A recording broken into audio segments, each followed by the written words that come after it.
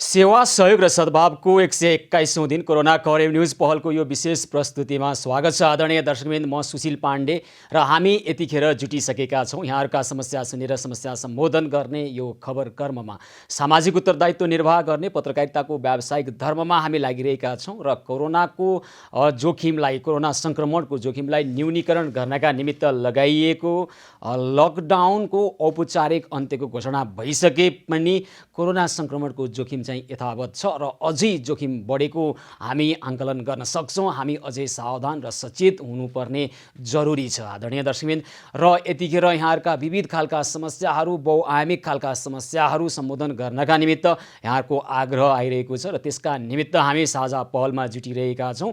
र दर्शकवृन्द, यतिखेर देशका विभिन्न भागमा बाढी पहिरोको कहरका कारणले गर्दा थुप्रै व्यक्तिहरूलाई पीडा भइरहेको र समस्या भइरहेको खबर आइरहँदा हाम्रो अभियान मार्फत तत्काल हामी त्यहाँ समस्या समाधानका निमित्त हाम्रा सहयोगी हातहरू त्यहाँसम्म पुर्याउने प्रयासमा हामी लागिरहेका छौँ। यसै सिलसिलामा आज लमजुङको मर्स्याङदी गाउँपालिकामा भीषण पहिरो गएको छ र मर्स्याङदी गाउँपालिका वडा नम्बर 3 को खुदीको पल्लो टारी बस्ती पहिरोले पुरेको छ र त्यहाँ 19वटा घर पुरेको त्यहाँबाट खबर प्राप्त भएको छ र थुप्रै व्यक्तिहरू त्यहाँबाट विस्थापित हुनु परेको खबर आइसकेपछि विस्थापितहरूको उद्धार गर्नका लागि स्थानीय प्रशासनले तदारुकता देखाइसकेको छ र त्यहाँ उहाँहरूलाई समयमै उद्धार गरेका कारणले गर्दाखेरि त्यहाँ सुरक्षित ठाउँमा लान सकेका कारणले गर्दाखेरि मानवीय क्षति भने हुन पाएको छैन। यस सम्बन्धमा पछिल्लो अद्यावधिक विवरण बुझ्नका निमित्त हामी लमजुङका प्रमुख जिल्ला अधिकारी कृष्णप्रसाद शर्मासँग प्रत्यक्ष जोडिएर कुराकानी गर्छौँ र त्यस पछाडि हामी हाम्रा सहयोगी हातहरूलाई त्यहाँसम्म गएर सहयोग गर्नका निमित्त उहाँहरूको आवश्यकता के छ त्यो आवश्यकता बुझेर सहयोग सामग्री त्यहाँसम्म पुर्याउनका निमित्त हामी पहल गर्नेछौँ। र आदरणीय दर्शकवृन्द, हामी भनिरहेका छौँ देशको कुनै पनि कुनामा, कुनै पनि छेउमा, कुनै पनि टोलमा, कुनै पनि समाज र गाउँमा जहाँ कुनै समस्या आएको होस्, सारा राष्ट्र एकजुट भएर ती समस्या सम्बोधन गर्ने प्रयास हामीले गर्नुपर्छ। हामी एकजुट भएर लाग्नुपर्छ यस्ता समस्या समाधान गर्नका निमित्त। अहिले लमजुङको मर्स्याङदी गाउँपालिकाको पल्लो टारी बस्ती पहिरोले पुर्दै गर्दा हामी टुलु हेरेर बस्ने होइन कि तत्काल त्यहाँ सहयोग पुर्याइहालौँ। हाम्रा सहयोगी हातको भरथेकका कारणले गर्दा उहाँहरूले अहिले तत्कालको आवश्यकता त सम्बोधन हुनेछ। त्यसबाहेक उहाँहरूको जुन खालको साथ सहयोग र भरथेकका कारणले मनोवैज्ञानिक सकारात्मक प्रभाव पर्छ। यसले ठुलो एउटा समाजमा एक अर्कालाई सहयोग गर्ने, एक अर्काको भरथेक लिने दिने र आवश्यकता पर्दा, कसैलाई कठिनाइ पर्दा त्यहाँसम्म हामी पुग्ने जुन खालको पूर्वीय सभ्यताको संस्कार र संस्कृति जीवन पद्धति छ एकअर्कालाई सहयोग गर्ने, त्यहाँसम्म पुग्नका निमित्त हामी सहयोगी हातहरूसँग पनि कुराकानी गर्छौँ। त्यस अगाडि लमजुङका प्रमुख जिल्ला अधिकारी कृष्णप्रसाद शर्मा हाम्रो प्रत्यक्ष सम्पर्कमा हुनुहुन्छ। हामी उहाँसँग कुराकानी गर्छौँ। हजुर सिडिओ साहब, नमस्कार, कार्यक्रममा स्वागत छ यहाँलाई। नमस्कार। के छ पछिल्लो अद्यावधिक विवरण हामीलाई बताइदिनुहोस् न। लमजुङको मर्स्याङदी गाउँपालिकामा गएको पहिरोले 19वटा घर पुरेको लगायतका कुराहरू र तपाईँहरूले तत्काल उद्धार गरेको कारणले र समयमै त्यहाँबाट मानिसहरूलाई सुरक्षित ठाउँमा ल्याउन सकेका कारणले गर्दाखेरि मानवीय क्षति नभएको कुरो आइरहेको छ। अद्यावधिक त्यहाँको पछिल्लो विवरण के छ? लमजुङ जिल्लाको मर्स्याङदी गाउँपालिका वडा नम्बर 3 खुदी एरियामा उपल्लोपट्टि भन्ने स्थानमा माथिबाट पहिरो झर्दा बिहान करिब 9:30 देखि 9:45 को बिचमा चाहिँ ठुलो पहिरो झर्यो, जसले गर्दा त्यहाँको 19 घर परिवार पूर्ण रूपमा ध्वस्त नष्ट नै भएको अवस्था छ। त्यो करिब 75 देखि 80 घर हुनुहुन्छ स्थानीय नागरिकहरू, जसले गर्दा 19 घर नष्ट भए पनि त्यसको बाँकी रहेका घरहरू पनि अहिले जोखिमको अवस्थामा नै छ। र त्यहाँको हामी कुनै घटनास्थलमा हामी पनि पुग्यौँ र त्यहाँको स्थानीय नागरिकहरू, हाम्रो प्रहरी र सुरक्षाकर्मीहरू, नेपाल प्रहरी, सशस्त्र प्रहरी र नेपाली सेनाको उद्धार टोली सहित हामी त्यहाँ स्थानमै उक्त स्थानमा नै पुग्यौँ र उद्धार गऱ्यौँ। तत्कालै उद्धार गरेर उहाँहरूलाई बाहिर नजिकैको स्थानमा हामीले चाहिँ स्थानान्तरण गरेर राखेका छौँ, बसोबासको व्यवस्था पनि मिलाएका छौँ। यद्यपि त्यो एरिया चाहिँ हामीले जोखिमयुक्त बस्ने पहिलादेखि नै हामीले अलिक सतर्क भएर बस्नको लागि हामीले अनुरोध गरेका थियौँ, जसले गर्दा नागरिकहरू पनि असाध्यै सचेत भएर सतर्क भएर बस्नु भएको थियो। र माथिबाट पहिरो झर्ने क्रममा उहाँहरूले केही सामानहरू सार्न खोज्ने क्रममा 8 जना व्यक्तिहरू चाहिँ घाइते हुनुभएको छ। अहँ, जसमध्ये 2 जना हामीले अर्को 6 जनाको चाहिँ सामान्य उपचार पश्चात घर बस्नु भएको छ भने 2 जनालाई हामीले चाहिँ उपचारको लागि खुट्टा भाँचिएको कारणले गर्दा सदरमुकाममा ल्याएर उपचार गरिरहेका छौँ। एकजनालाई चाहिँ भरतपुरमा गरिसकेका छौँ, एकजनालाई जिल्ला सामुदायिक अस्पतालमा उपचार भइरहेको छ। अहँ, अहिलेको यस्तो छ।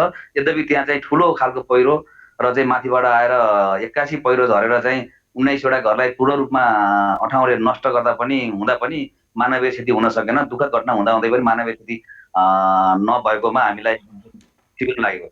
अब अहिले कति घर परिवार अथवा सङ्ख्याको कुरा गर्ने भए कति मानिसहरूलाई चाहिँ तत्काल त्यहाँ सरसहयोग पुर्याउनु पर्ने अथवा तपाईँले भन्नुभयो केही व्यक्तिहरू 8 व्यक्तिहरू घाइते हुनुहुन्छ होइन, उहाँहरूलाई औषधि उपचारको अवस्था कस्तो छ? अब हामी एउटा अभियानमा छौँ अधिकारीजी, शर्माजी, हामी यतिखेर देशका जुनसुकै कुना काप्चा जहाँ समस्या परे पनि देश एकजुट भएर लाग्नुपर्छ। एउटा कुनामा भएको समस्या अर्को छेउका व्यक्तिले र एउटा छेउमा भएको समस्या अर्का कुनाको व्यक्तिले समस्या समाधानमा पहल गर्नुपर्छ भन्ने हामी अभियानमा छौँ। अहिले तत्कालका लागि हामी अभियानबाट पनि त्यहाँ सहयोग गर्नका निमित्त हाम्रा सहयोगी हातहरू तयारी अवस्थामा रहनु भएको छ। कति जति व्यक्तिहरूलाई सरसहयोगको आवश्यकता छ, कस्तो खालको सरसहयोगको आवश्यकता होला अहिले? दर्शकवृन्द, हामी लमजुङका प्रमुख जिल्ला अधिकारी कृष्णप्रसाद शर्मासँग हामी कुराकानी गरिरहेका छौँ र उहाँसँगको अहिले प्रत्यक्ष सम्पर्क विच्छेद भएको छ। पुनः जोडिएर कुराकानी गर्ने प्रयास गरिरहेका छौँ। उहाँले जनाएअनुसार करिब 19 घर पूर्ण रूपमा ध्वस्त नष्ट भएको छ। यस्तो स्थिति छ कि पहिला त्यहाँ घरै थिएन कि घर भएको ठाउँ कहाँनिर हो भन्ने ठाउँ नै पत्ता लगाउन नसक्ने परिस्थिति त्यहाँ छ। 19 घर पूर्ण रूपमा ध्वस्त भएको छ र समयमै त्यहाँबाट पहिरो झर्ने आशंकाका कारणले त्यहाँ रहेका घर परिवारका व्यक्तिलाई अन्यत्र लगिसकेको कारणले त्यहाँका कुनै पनि मानवीय क्षति भने हुन पाएको छैन। सुखद कुरा यो छ र दुःखद कुरा थुप्रै व्यक्तिहरू पहिरोको कहरका कारणले अहिले पीडामा परिरहेका छन्। यही पीडामा मलम लगाउनका निमित्त हामी पहल गरिरहेका छौँ। लमजुङका प्रमुख जिल्ला अधिकारी कृष्णप्रसाद शर्मासँग हामी कुराकानी गरिरहेका थियौँ। उहाँसँगको सम्पर्क विच्छेद भएको छ। पुनः जोडिएर कुराकानी गर्ने प्रयास गर्छौँ र त्यस पछाडि हाम्रा सहयोगी हात कृष्ण प्रणामी समाजका अहिले संयोजन गरिरहनुभएका कृष्ण प्रणामी समाजका भोला दाहालसँग पनि हामी प्रत्यक्ष जोडिएर कुराकानी गरेर त्यहाँ सहयोग पुर्याउने पहल गर्छौँ। हजुर सिडिओ साहब। हजुर नमस्कार। सम्पर्क विच्छेद भइरहेको छ, ठिक छ, हामी छिटो कुरा गरौँ। कति जति व्यक्तिहरू हुनुहुन्छ त त्यहाँ अहिले समस्यामा परेका? के सहयोगको अपेक्षा होला त्यहाँ अथवा आवश्यकता होला भनौँ न? अब 19 घर त पुरै कोलाप्स भयो। उहाँ त्यो परिवार चाहिँ नजिकको बस्तीहरू गर्दा करिब 75-80 घरको 300 देखि 400 को हाराहारीमा नागरिकहरू अहिले विस्थापित हुनुहुन्छ। 300 भन्दा बढी 400 को एराउमा र उहाँहरूले सामुदायिक भवन र छिमेकीको घरमा र स्कुलमा लगेर व्यवस्थापन गरेका छौँ। र अघि हामी भर्खर हामी सदरमुकाम फर्केको हो। तर दिउँसो त्यहाँ चौरमा चाहिँ उहाँहरूलाई चाहिँ अब टेन्ट पनि राखेर राख्ने हो कि भन्ने पनि हामी विचार गर्दैछौँ। आजलाई जसरी छिमेकीको घरमा र सामुदायिक भवनमा एडजस्ट गरेका छौँ। त्यहाँ चाहिँ खाद्यान्नको समस्या पनि छ। हामी टेन्टहरू र अरू चाहिँ सामग्रीहरू पनि लगेर वितरण गर्ने प्रयास गरिरहेका छौँ। आज दिउँसो पनि हामीले चाहिँ खाद्यान्न सामग्री, त्यसपछि गएर रेड क्रस र आरसिटिसी भन्ने संस्थाहरू मार्फत लगेका लजिस्टिक सपोर्टहरू पनि हामीले गैर खाद्य वस्तु पनि वितरण गरेर आएका छौँ। र धेरैको सङ्ख्यामा भएको कारणले गर्दा अब त्यहाँ स्थानीय स्तरमा पालिका र गाउँपालिका र चाहिँ वडाको तर्फबाट पनि एकदम खटिराख्नु भएको छ। सबै सहयोग नै भएको छ। यद्यपि ठुलो सङ्ख्यामा भएको कारणले गर्दा, सङ्ख्या भएको कारणले गर्दा उहाँलाई खाद्यान्न लगायतको चाहिँ सामग्रीहरू चाहिँ थप केही समय उपलब्ध गराउन पाएदेखि अझ बसोबासलाई व्यवस्थापन गर्न सहज हुन्थ्यो कि भन्ने हाम्रो चाहिँ अपेक्षा छ। अब घर पूर्ण रूपमा ध्वस्त भइसकेपछि बिहान उठेदेखिका अब दाँत मान्ने मन्जन ब्रसदेखि हरेक कुराको आवश्यकता परेको हुनसक्छ त्यहाँ। अनि लुगाफाटादेखि अब खाद्यान्नको कुरो छँदैछ। कतिजना जतिलाई हामी अब हाम्रो अभियान मार्फत हामी सहयोग गर्छौँ त्यहाँ सिडिओ साहब?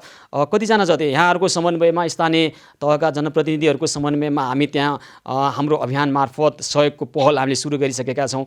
करिब 300 जना जति भन्नुभयो होइन यहाँले? 300 जना जति भनौँ न। अब अरू यतापट्टिकोले त अरूले त लानु पनि भएको छ, आफ्नो पर्सनल सामानहरू सार्ने पनि गर्नुभएको छ केही। तर जुन पूर्ण रूपमा चाहिँ 19 घर नष्ट भयो, त्यो 19 घरको चाहिँ लगायत अलिक व्यक्तिहरू गर्दाखेरि 200-300 जनालाई चाहिँ पर्सनल किटहरूदेखि खाद्यान्न सामग्री केही समय अब तत्कालै चाहिँ उता फर्केर बसिहाल्न सक्ने अवस्था पनि छैन। 19 घरको त अब पूर्ण रूपमै नष्ट भएको छ, पुनर्स्थापनै गर्नुपर्ने हुन्छ। त्यसले गर्दा खाद्यान्न सामग्रीहरू लगायतको चाहिँ जे सकिन्छ सामग्रीहरू भयो भने स्थानीय स्तरमा चाहिँ व्यवस्थापन गर्न सहज हुन्छ। सहयोगी हातहरूले सहयोग गरिदिनु भयो भने उपयुक्त र राम्रो नै हुन्छ, प्रभावकारी नै हुन्छ जस्तो लाग्छ।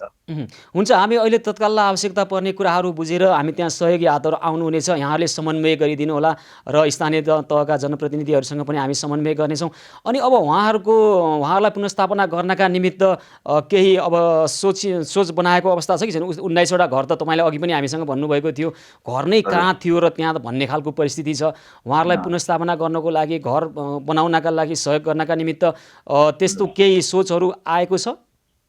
पूर्ण रूपमा नष्ट भएको घरमा पनि मानवीय क्षति चाहिँ नभएको हो, तर अरू पशुधनहरूको चाहिँ क्षति भएको छ। कति के क्षति भएको छ भनेर पनि हामीले त्यो उद्धार गर्न सकेनौँ। भनौँले पशुहरू पनि त्यहाँ मरेको अवस्था छ, गाई भैँसीहरू, त्यसलाई चाहिँ हामीले उद्धार गर्न सकेनौँ। त्यसो पनि पानी परे गरेर माथिबाट फेरि पहिरो झर्ने कारणले गर्दा हामीले त्यो गर्न सकेका छैनौँ। अब बिस्तारै त्यसलाई गर्छौँ होइन, उद्धार के अरे पशु पन्छीहरूको के कति नष्ट भयो भन्ने खालको हेर्छौँ। र 19 घरको लागि लगायत अरूलाई पनि अब खाद्य सामग्रीहरू लगायतको भयो भने स्थानीय स्तरमा हामी समन्वय गरिराखेका छौँ। त्यसले गर्दा 200-300 भनौँ 300 परिवारलाई करिब 300 परिवारलाई चाहिँ खाद्यान्न लगायतको चाहिँ उपलब्धता भयो भने उहाँहरूलाई चाहिँ सहज पनि हुन्छ। र पुनर्स्थापनाको लागि चाहिँ हामीले अब तत्काल त अहिले त उद्धार र राहतको मात्रै व्यवस्था गर्ने हो। त्यसपछि हामीले चाहिँ पुनर्स्थापनाको लागि पनि केही स्थानीय पालिकासँग चाहिँ समन्वय गरेर जग्गाको उपलब्धतालाई हेरेर अनि नागरिकलाई कहाँ स्थानान्तरण गर्ने त्यो बस्तीहरू भन्ने कुरामा चाहिँ स्थानीय तहसँग समन्वय गर्छौँ र जग्गाको उपलब्धतालाई हेर्छौँ। र प्रदेश सरकार र सङ्घीय सरकारसँग पनि हामी विगत व्यवस्थापन निर्णय गरेर सिफारिस गर्छौँ र त्यसरी चाहिँ अब बस्ती चाहिँ स्थानान्तरण गर्ने लगायतको कुराहरूमा पनि हामी पहल गर्नको लागि हामी प्रयास गर्दैछौँ। हुन्छ, भोलिदेखि नै हामी यहाँहरूसँगको समन्वयमा, त्यहाँ स्थानीय जनप्रतिनिधिहरूसँग पनि समन्वयमा हामीले यहाँबाट हाम्रो अभियान मार्फत सहयोग ल्याउने पहल गर्छौँ है त शर्माजी? हुन्छ हजुर, हस्, धन्यवाद। हुन्छ, ल, समन्वय गरिदिनु होला। यहाँलाई पनि धेरै धेरै धन्यवाद छ। एकदम हामी प्रभावकारी रूपमा समन्वय गर्छौँ। तपाईँहरूले सहयोगी हातहरू आउन खोज्नुभयो भने हामीलाई चाहिँ सम्पर्क गर्नुहोला। हामी एकदम समन्वय र सहयोग गर्छौँ। हुन्छ, हस्, धेरै धेरै धन्यवाद छ। प्रमुख जिल्ला अधिकारी हुनुहुन्छ लमजुङका प्रमुख जिल्ला अधिकारी कृष्णप्रसाद शर्मा। लमजुङको मर्स्याङ्दी गाउँपालिकाको वडा नम्बर 3 खुदीको पल्लो टारी बस्ती पहिरोले पुरेको कारण 19 घर पूर्ण रूपमा ध्वस्त भएको छ। मानवीय क्षति भने हुन पाएको छैन, सुखद कुरा यो छ। तर त्यहाँ थुप्रै व्यक्तिहरू अहिले पहिरोका कारणले पीडित बनेका छन्। करिब 300 देखि 400 जना व्यक्ति, 19 घर परिवार र अन्य 75 घर परिवार पनि विस्थापित हुनु परेको छ। त्यहाँबाट चाहिँ सामानहरू सार्न सकिएको छ। 19 घर परिवार चाहिँ पूर्ण रूपमा ध्वस्त भएको कारणले अब उहाँहरूको पुनर्स्थापनाका लागि भविष्यमा बिस्तारै सोच्न सकिएला। तत्कालका लागि हामीले गर्नुपर्ने कुरामा समस्या समाधानका लागि त्यहाँ के गर्न सकिन्छ, सिडिओ साहबसँग, कृष्णप्रसाद शर्मासँग हामी समन्वय गर्नेछौँ। स्थानीय जनप्रतिनिधिसँग, वडासँग समन्वय गरेर हाम्रा सहयोगी हातहरू त्यहाँ पुग्नु हुनेछ। यसका निमित्त तत्काल हामी कुराकानी गर्न चाहिरहेका छौँ। हाम्रा सहयोगी हातहरूमध्ये सक्रिय रूपमा सहयोगका हातहरू फैलाइरहनुभएका कृष्ण प्रणामी समाजका भोला दाहालसँग हामी प्रत्यक्ष जोडिएर कुराकानी गर्ने प्रयास गरिरहेका छौँ र उहाँहरूको समन्वयमा हाम्रा अन्य सहयोगी हातहरू थुप्रै अप्रत्यक्ष रूपमा जोडिन आउनुभएका सहयोगी हातहरू हुनुहुन्छ। नेपाल अटो वर्कसप व्यवसायी सङ्घ, त्यसै गरी थुप्रै अन्य व्यक्ति र व्यक्तित्वहरू जसले हामीलाई प्रत्यक्ष रूपमा अप्रत्यक्ष रूपमा सहयोग गर्नका निमित्त सहयोगी मनहरू बाँडिरहनु भएको छ। भोला दाहालसँग हामी कुराकानी गर्ने प्रयास गर्छौँ र तत्काल के गर्न सकिन्छ त्यहाँ हामी उहाँका निमित्त त्यहाँ रहनुभएका करिब 300 देखि 400 घर परिवारलाई तत्काल बिहान उठेदेखि चाहिने सामग्रीहरू, बिहान उठेदेखि दाँत माझ्नुपर्ने अवस्था हुन्छ, उहाँहरूलाई अन्य अवस्थाको आवश्यकता, कतिपयलाई औषधिको आवश्यकता हुनसक्छ, ती कुराहरू बुझेर त्यहाँको आवश्यकता के छ त्यो सहयोग गर्ने हामी पहल गर्छौँ। किनभने हामीसँग जे छ त्यो दिने होइन उहाँहरूलाई, यतिखेर उहाँहरूलाई के चाहिएको छ त्यो सहयोग गर्ने हो। उहाँको परिस्थिति कस्तो होला हामी आफै अनुमान गर्न सक्छौँ। कल्पना गरौँ, तपाईँ हामीकै मध्ये कसैलाई यो समस्या परेको भए आफ्नो ज्यानमा लगाएको लुगा बाहेक केही पनि नहुने परिस्थिति र यो परिस्थितिको सामना गर्न उहाँहरू एक्लै हुनुहुन्न। हामी सबै मिल्यौँ भने, राष्ट्र एकजुट भयो भने यी समस्या साना हुन्, उहाँहरूका निमित्त यो समस्या ठुलो हो। तपाईँ हामी सबैले गच्छेअनुसार सहयोग गर्न थाल्यौँ भने के यो समस्या ठुलो हो कि उहाँहरूले एक्लो र समाजबाट अपलित अथवा आफूलाई मात्रै परेको यो समस्या भन्ने खालको अवस्था त्यो सोच्न दिनु हुँदैन। हामीले त्यो खालको अवस्था सिर्जना दिनु हुँदैन। त्यस कारण हामी भनिरहेका छौँ देशको एउटा कुना अथवा एउटा कन्दरा अथवा एउटा डाँडा अथवा एउटा फेदीमा परेको यो समस्या देशलाई सबैलाई परेको समस्या हो भन्ने ठानेर तपाईँ हामीले गच्छेअनुसार सहयोग गर्ने जीवन पद्धति हामीले निर्माण गर्न सक्यौँ भने पक्कै यस्ता समस्याहरू ठुला हुने छैनन्। हामी तत्काल यसका निमित्त सहयोगका निमित्त त्यहाँ सहयोग पुर्याउनका निमित्त कृष्ण प्रणामी समाजका भोला दाहालसँग कुराकानी गर्ने प्रयास गरिरहेका छौँ र यस पछाडि हामी झापाको बाढीको कुरा त्यहाँको समस्यालाई सम्बोधन गर्नका निमित्त हामी झापातर्फ जान्छौँ केही समय पछाडि र त्यहाँ झापामा रहनुभएका हाम्रा संवाददातासँग कुराकानी गरेर त्यहाँ पनि हामी तत्काल सहयोगका निमित्त झापा गाउँपालिका वडा नम्बर 1 वडा नम्बर 2 त्यसै गरी झापाको बुद्ध शान्ति गाउँपालिका वडा नम्बर 7मा पहिरोमा पुरिएर एकजना व्यक्तिको मृत्यु भएको छ र त्यहाँ घरै पहिरोले पुरेको छ अनि थुप्रै पीडित बन्नुभएको छ। त्यसै गरी झापा गाउँपालिकामा पनि बाढीका कारणले थुप्रै व्यक्तिहरू विस्थापित हुनुभएको छ। उहाँहरूका निमित्त हामीले गर्न सक्ने पहलमा कुनै कसर बाँकी राख्ने छैनौँ। त्यसपछि हामी सप्तरीतर्फ लाग्नेछौँ। त्यसपछि थुप्रै अन्य समस्यालाई समाधान गर्दै जानेछौँ। दर्शकवृन्द, हामी केही समयपछि भोला दाहालसँग जोडेर कुराकानी गर्नेछौँ। सेवा सहयोग र सद्भावको 121औं दिन कोरोना कवरेज न्युज पहल निरन्तर जारी रहनेछ। हामीसँगै रहनुहोला।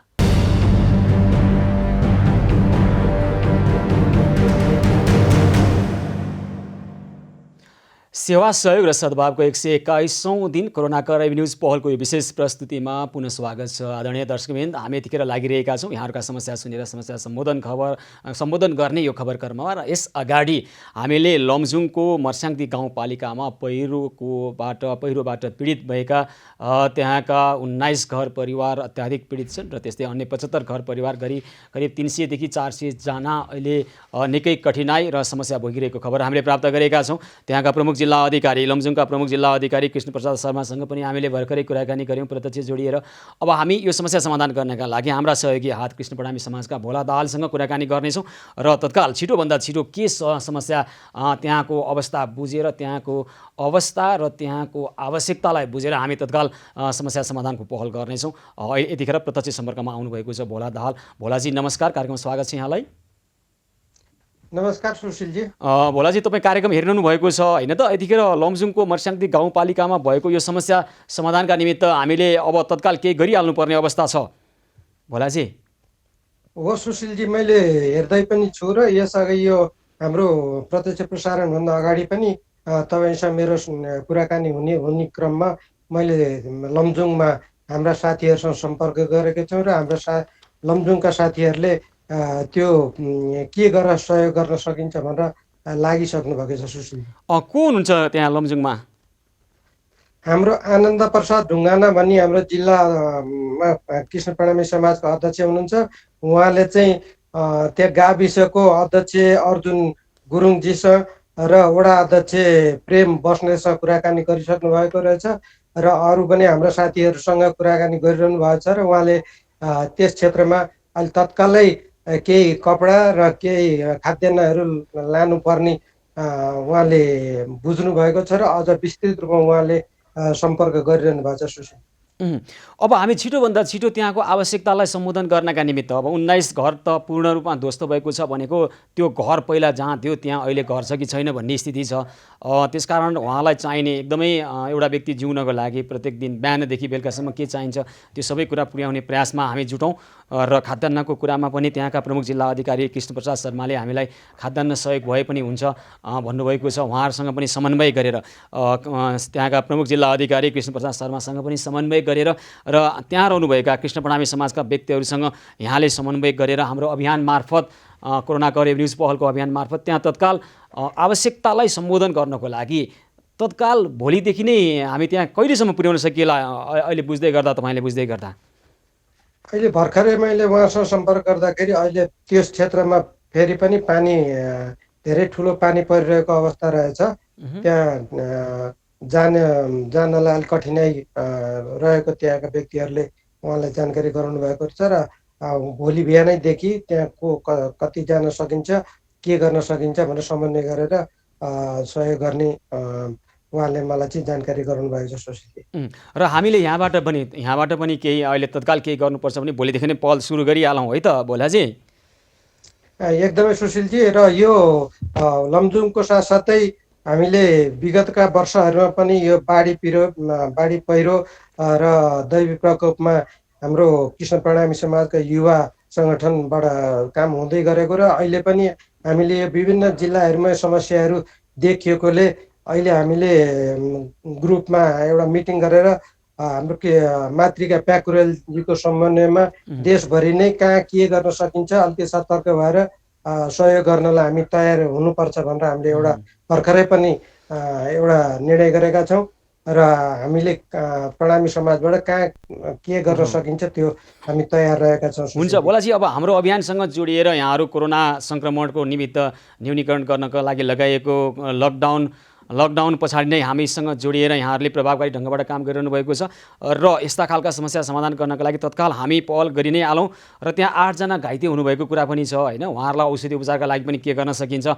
हाम्रो औषधि उपचार समन्वय समूह छ र आज समन्वय समूहको हामीले बैठक गरेर पनि अझै प्रभावकारी ढङ्गबाट कसरी परिचालित हुन सकिन्छ, सहयोगी हातहरूलाई कसरी परिचालित गर्न सकिन्छ, हामी अझै प्रभावकारी ढङ्गबाट कसरी काम गर्न सक्छौँ भन्ने कुराकानी नै भइरहेको छ र त्यहाँ औषधि उपचारको बारेमा पनि बुझेर खाद्यान्न लगायतका औषधि उपचारका लगायतका समस्या समाधान गर्नको निमित्त पहल सुरु गरिहालौँ है त भोलाजी। अवश्य पनि सुशीलजी, हामी त्यसमा लागिसकेका छौँ र के हुन्छ बिचबिचमा म अनौपचारिक रूपमा पनि सुशीलजीलाई म जानकारी गराउँदै गर्छु। हस् हस्, धेरै धेरै धन्यवाद छ। कृष्ण प्रणामी समाजका भोला दाहाल हाम्रो अभियानसँग जोडिएर कृष्ण प्रणामी समाजले देशभित्र मात्र होइन भारतमा रहेका र अप्ठ्यारामा परेका थुप्रै नेपाली दाजुभाइ दिदीबहिनीहरूलाई पनि उहाँहरूले सहयोगका निमित्त त्यहाँ रहनुभएका विभिन्न सङ्घ संस्थाहरूसँग समन्वय गरेर हाम्रो अभियानसँग जोडिएर हामीले त्यहाँ सहयोग गर्न सफल भएका छौँ र यतिखेर देशको कुनै पनि भूभागमा परेको समस्यालाई हामी यो जिल्ला अथवा त्यो जिल्ला अथवा कुनै ठाउँ कुनै क्षेत्र कसैको प्रभावको क्षेत्र अथवा केही भन्ने होइन कि जहाँ रहनुभएका भए पनि सर्वप्रथम मानव हुनुहुन्छ, मानवीय हिसाबले पनि सहयोग पुगिहाल्छ, पुर्याउनुपर्छ र नेपाली दाजुभाइ दिदीबहिनीलाई कठिनाइ र समस्या परिरहँदा अर्को ठाउँको नेपाली दाजुभाइ दिदीबहिनीहरूले उहाँहरूलाई उपेक्षा गर्नु हुँदैन। सबै जुटौँ, आउनुहोस्। तपाईँहरू पनि अहिले लमजुङको यो समस्या समाधान गर्नको लागि सहयोग गर्न चाहनुहुन्छ भने 9861934444मा तपाईँले SMS गरेर तपाईँले गर्न सक्ने सहयोगको प्रतिबद्धता व्यक्त गर्न सक्नुहुन्छ, सहयोग गर्न सक्नुहुन्छ। कृष्ण प्रणामी समाज, नेपाल अटो वर्कसप व्यवसाय सङ्घ, त्यस्तै हाम्रा थुप्रै सहयोगी हातहरू हुनुहुन्छ, विजय राईजी हुनुहुन्छ, रूपक मानियाजीहरू हुनुहुन्छ, लक्ष्मी महजी, अन्य थुप्रै व्यक्तिहरू जोडिरहनु भएको छ र उहाँहरूको समन्वयमा तपाईँले पनि आफ्नो सहयोगी हात, आफ्नो सहयोगी मन त्यहाँसम्म पुर्याउन चाहनुहुन्छ भने हामीलाई SMS गर्न सक्नुहुन्छ। 9861934444मा SMS गरेर आफूले सहयोग गर्न सक्ने कुरा त्यहाँ जनाउन सक्नुहुन्छ र हामी तपाईँहरूसँग समन्वय गरेर त्यहाँको समस्या समाधानमा हामी लाग्नेछौँ। दर्शकमित्र, यतिखेर अब हामी झापातर्फ जान चाहन्छौँ। झापाको बुद्ध शान्ति गाउँपालिका वडा नम्बर 7 मोती डाँडामा गैराती पहिरोमा पुरिएर त्यहाँ एकजनाको मृत्यु भएको छ। तेजकुमार बराइलको घर पहिरोले बगाउँदा पाहुना आएका मेचीनगर 9 मागुर माडीका 15 वर्षीय विवेक दर्नालको मृत्यु भएको छ। पहिरोमा 70 वर्षीय तिलमाया, 21 वर्षीय कल्पना र 19 वर्षीय पुष्टिना बराइली घाइते भएका छन् र पहिरोले बराइलको घर पूर्ण रूपमा क्षति भएको छ र त्यहाँका नजिक रहेका घर परिवारलाई नजिकै रहेको एउटा सुरक्षित स्थानमा चर्चमा सारिएको त्यहाँको जिल्ला कार्यालय, जिल्ला प्रहरी कार्यालयले हामीलाई जनाएको छ। त्यसै गरी झापा जिल्लाकै झापा गाउँपालिका वडा नम्बर 1 मिलन बस्तीमा 19 घर परिवार, त्यसै गरी वडा नम्बर 2 सिमाना पारी आसपासको बस्तीमा 30 घर परिवार गरेर 49 घर परिवार त्यहाँ विस्थापित भएको खबर हामीले प्राप्त गरेका छौँ। त्यसै गरी झापा गाउँपालिका वडा नम्बर 1 को विस्थापितलाई सितुमढी प्राविमा राखिएको र 2 नम्बरमा स्थानीय लक्ष्मी प्राविमा राखिएको लक्ष्मी माविमा राखिएको खबर हामीले प्राप्त गरेका छौँ। उहाँहरूलाई अहिले अत्यावश्यक आवश्यकता के छ, हामी हाम्रो अभियान मार्फत त्यहाँ तत्काल सहयोग गरि नै हाल्छौँ। यसका निमित्त हामी झापा एभन्यूज खबर टेलिभिजनका झापा संवाददाता सन्तोष नौपानेसँग कुराकानी गर्छौँ र त्यहाँको आवश्यकता बुझ्नलाई हामीले अघि नै अनौपचारिक ढङ्गबाट हामीले पहल गरिसकेका छौँ। सन्तोष नौपानेसँग कुराकानी गर्छौँ र त्यसपछि समस्या समाधानका लागि झापामा रहनुभएका हाम्रा सहयोगी हात पदम पोखरेल, त्यस्तै गरी झापामा अन्य थुप्रै सहयोगी हातहरू हुनुहुन्छ, शेरबहादुर थापा हुनुहुन्छ, त्यसै गरी उत्तम राजवंशी हुनुहुन्छ, थुप्रै अन्य सहयोगी हातहरू पनि हुनुहुन्छ। पदम पोखरेलसँग कुराकानी गर्छौँ। पहिला हामी सन्तोष नौपानेसँग त्यहाँको यथार्थ विवरण बुझेर कस्तो आवश्यकता छ बुझ्ने प्रयास गर्छौँ र त्यसपछि त्यहाँ रहनुभएका हाम्रा सहयोगी हात कृष्ण प्रणामी समाजसँगै आबद्ध हुनुहुन्छ पदम पोखरेल र अन्य सहयोगी हातहरू पनि हुनुहुन्छ। यतिखेर भने पदम पोखरेलसँग कुराकानी गर्छौँ। अहिले भने सन्तोष नौपाने प्रत्यक्ष सम्पर्कमा हुनुहुन्छ। सन्तोष, अहिले के छ त्यहाँ झापाको बुद्ध शान्ति गाउँपालिका र झापा गाउँपालिका 1 को स्थिति के छ भन्नुहोस् त। जस्तै सुशील, अब खास गरी निरन्तरको वर्षाले झापाको कन्काई नदीमा आएको बाढीका कारणले चाहिँ अब बाढी चाहिँ बस्तीमा पस्दा 49 घर परिवार चाहिँ पूर्ण रूपमा विस्थापित भइसकेका छन् भने बाढीले अब यहाँका 49 परिवारका चाहिँ 241 जना चाहिँ अहिले विस्थापित भएका छन् र झापाको झापा गाउँपालिका स्थित मिलन बस्तीका 19 परिवारका 92 जना र वडा नम्बर 2 का 30 परिवारका 149 जना चाहिँ विस्थापित भएको नेपाल फ्रेस फर्स्ट सोसाइटी झापाले जनाएको छ। कुम्मरखोद, मदरगास, पश्चिम र वडा नम्बर 3 को सिमलबाडी, राई गाउँ, टप्पु लगायतका क्षेत्र चाहिँ अहिले डुबानमा परेका छन् भने त्यस्तै वडा नम्बर 7 राई गाउँमा निर्माण गरिएको जनताको तटबन्धन चाहिँ फुट्न सक्ने खतरा पनि छ। जनताको तटबन्धन कार्यक्रम अन्तर्गत निर्माण गरिएको सो क्षेत्रमा चाहिँ पानीको बहाव प्रत्यक्ष ठोकिने भएकाले बाँध असुरक्षित हुन सक्ने खतरालाई पनि स्थानीयले औँल्याएका छन्। सुशील, अब अहिले तपाईँले भन्नुभयो होइन, यो गाउँ बुद्ध शान्ति गाउँपालिका 7 मोती डाँडामा त्यहाँ एउटा घर पूर्ण रूपमा ध्वस्त भएको र त्यहाँ व्यक्तिकै मृत्यु भएको छ। त्यहाँ तत्काल हामी के गर्न सक्छौँ, तत्काल हामी त्यहाँ सरसहयोग पुर्याउँछौँ। र झापा गाउँपालिकामा पनि तपाईँले बुझ्नुभयो सन्तोष कस्तो रहेछ अहिलेको आवश्यकता, अहिले तत्काल हामी हाम्रो अभियान मार्फत गर्नुपर्ने कुरो के छ त्यहाँ सहयोगका निमित्त?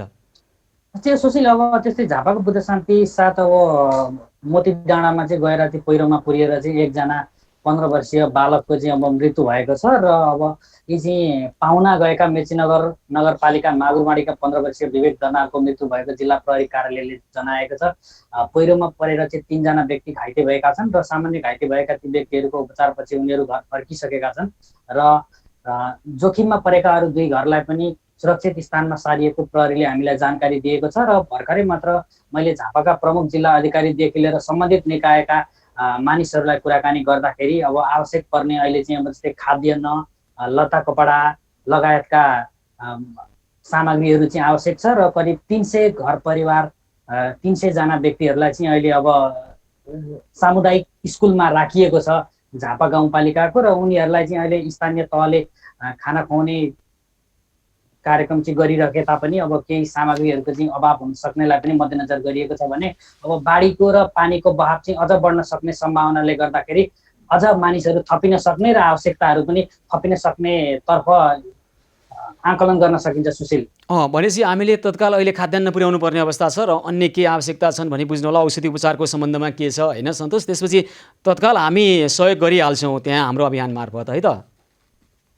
हुन्छ सुशील, तपाईँले समन्वय गर्नुहोला त्यहाँका प्रमुख जिल्ला अधिकारी अनि स्थानीय तहका जनप्रतिनिधि, वडा, नगरपालिका, गाउँपालिकासँग समन्वय गरेर हाम्रो यो सहयोग अभियानलाई यहाँले त्यहाँ समन्वय गर्नुहोला। अब हामी केही समय पछाडि पदम पोखरेल हुनुहुन्छ, कृष्ण प्रणामी समाजका हाम्रा सहयोगी हात हुनुहुन्छ झापामा, त्यसै गरी शेरबहादुर थापा हुनुहुन्छ, उत्तम राजवंशीजीहरू हुनुहुन्छ, थुप्रै अन्य सहयोगी हातहरू स्वस्फूर्त रूपमा काम गरिरहनु भएको छ। उहाँहरूसँग पनि यहाँले समन्वय गरेर के गर्न सकिन्छ, तत्काल हामी हाम्रो अभियान मार्फत त्यहाँको आवश्यकतालाई सम्बोधन गर्ने पहल भोलि बिहानैबाट सुरु गरिहालौँ है सन्तोष? हुन्छ सुशील, अब खास गरी अब हाम्रा चाहिँ सहयोगी हातहरू अब जस्तै शेरबहादुर थापा, हाम्रो भद्रपुरको उत्तम राजवंशी लगायतका अब सहयोगी हातहरू हुनुहुन्छ र उहाँहरूले चाहिँ विभिन्न अहोरात्र चाहिँ एभिन्युज जुन अब एभिन्युजले चाहिँ अब लकडाउन 4 महिनादेखि लकडाउन भए यता सुरु गरेको कार्यक्रममा चाहिँ अब अहिले उहाँहरूले चाहिँ अब रात दिन नभनिकन साथ सहयोग दिइरहनु भएको छ भने विभिन्न मान्छेहरूलाई चाहिँ अति विपन्न नागरिकलाई राहत बाँड्नेदेखि लिएर औषधि उपचारदेखि लिएर विभिन्न मान्छेलाई चाहिँ उपचार गर्नेदेखि लिएर अब हरेक कुरामा सक्रिय हुनुहुन्छ र उहाँहरूको सहयोग र सद्भावले र हाम्रो समन्वयमा चाहिँ उहाँहरूले पनि सहयोग गरिरहनु भएको छ र हामी अझै पनि यस्ता कार्यक्रममा चाहिँ रात दिन नभनिकन लागि परेका छौँ र यो हामी चाहिँ हाम्रो उत्तरदायित्वबाट पछि नहट्ने कुरा जानकारी गराउँछु। सुशील, हुन्छ भोलि बिहानैबाट पहल समन्वय गरिहाल्नु होला सन्तोष। त्यहाँ के अवस्था छ त्यो बुझेर आवश्यकता सम्बोधन गर्नको लागि हाम्रो अभियान त्यहाँ पुग्छ, झापामा पुग्छ। धेरै धेरै धन्यवाद है त सन्तोष नौपाने हुनुहुन्छ यतिखेर, झापा संवाददाता सन्तोष नौपाने हामीसँग कुराकानी गर्दै हुनुहुन्थ्यो। र त्यहाँ अहिले बाढीका कारणले, पहिरोको कारणले एकजना व्यक्तिको मृत्यु भइसकेको छ भने झापा गाउँपालिका वडा नम्बर 1 मा करिब 241 व्यक्ति बाढीका कारणले विस्थापित हुनु परेको अवस्था छ र उहाँहरूको आवश्यकता सम्बोधन गर्नका निमित्त हामी तत्काल हाम्रो अभियान मार्फत त्यहाँ सहयोग गरि नै हाल्छौँ। यसका निमित्त कृष्ण प्रणामी समाजका हाम्रो अभियानसँग जोडिएर काम गरिरहनुभएका पदम पोखरेल अहिले हाम्रो प्रत्यक्ष सम्पर्कमा आउनुभएको छ। हामी उहाँसँग जोडेर कुराकानी गर्छौँ र अहिलेको अवस्था, त्यहाँको अवस्था हामीले उहाँलाई जानकारी गराउँछौँ र पदम पोखरेल प्रत्यक्ष सम्पर्कमा आउनुभएको छ, म उहाँसँग कुराकानी गर्छु। हामी उहाँसँग जोडिएर कुराकानी गर्ने प्रयास गरिरहेका छौँ। झापा जिल्लाका विशेष गरी बुद्ध शान्ति गाउँपालिका र झापा गाउँपालिका वडा नम्बर 1 र वडा नम्बर 2 को गाउँ डुबानमा परेपछि त्यहाँबाट विस्थापित हुनुभएका व्यक्तिहरूलाई हामी तत्काल समस्या समाधानका निमित्त हाम्रा सहयोगी हातहरूलाई त्यहाँ पुर्याउने प्रयासका निमित्त जोडिरहेका छौँ। तत्काल हामी समस्या समाधान गर्छौँ। यस्ता समस्या आएपछि देश एकजुट हुनुपर्छ, तब न हामी एउटै मुलुकमा बसेको भावना सन्देश प्रवाह हुने गर्छ। देशवासी जुनसुकै कुनामा बसेका भए पनि, जहाँसुकै रहेका भए पनि उहाँहरूलाई परेको कठिनाइ तपाईँ हामी सबैलाई परेको हो भन्ने महसुस आउनुपर्छ। त्यही नै हो राष्ट्रभक्ति, त्यही नै हो देशभक्ति, त्यही नै हो राष्ट्रभक्ति, त्यही नै हो देशभक्ति। देशलाई अप्ठ्यारोमा परेको बेलामा वास्ता नगर्ने र अरू बेलामा चर्का राष्ट्रभक्ति र देशभक्तिका कुरा गरेर केही पनि हुनेवाला छैन। देशको एउटा कुनामा परेको कहर, एउटा कुनामा देखिएको समस्या समाधान गर्नका निमित्त जब देश पुरै जुरुक्क उठ्छ तब देशमा राष्ट्रभक्ति रहेछ, देशमा देशभक्ति रहेछ भन्ने हामी बुझ्न सक्छौँ। हो त्यही नै हो राष्ट्रवाद भनेको। एउटा कसैलाई परेको समस्या समाधान गर्नका निमित्त स्वस्फूर्त रूपमा जब देश जुरुक्क उठ्दछ तब देशमा राष्ट्रभक्ति रहेछ भने बुझ्नुपर्दछ। यस्तै सन्देश दिनुहुनेछ यहाँहरूले। हामी यही आग्रह गरिरहेका छौँ, यही आह्वान गरिरहेका छौँ। र दर्शकबिन हामी छौँ सेवा सहयोग र सद्भावको 121औं दिन कोरोना कभरेज न्युज पहल निरन्तर जारी रहनेछ। हामी झापाको यो समस्या समाधान गर्नको निमित्त पदम पोखरेललाई केही समयपछि जोडिएर कुराकानी गर्नेछौँ र त्यसपछि सप्तरीतर्फ जानेछौँ। त्यसपछि अन्य थुप्रै समस्याहरू आएका छन्, पर्सातर्फ जानेछौँ। त्यसपछि अन्य अहिले हामी औषधि उपचारका निमित्त हाम्रा सहयोगी हातहरूले थुप्रै ठाउँमा प्रभावकारी ढङ्गबाट काम गरिरहनु भएको छ। एक हामी त्यसको अद्यावधिक विवरण पनि हाम्रा दर्शकहरू समक्ष राख्नेछौँ। सेवा सहयोग र सद्भावको 121औं दिन कोरोना कभरेज न्युज पहल निरन्तर जारी रहनेछ। हामीसँगै रहनुहोला।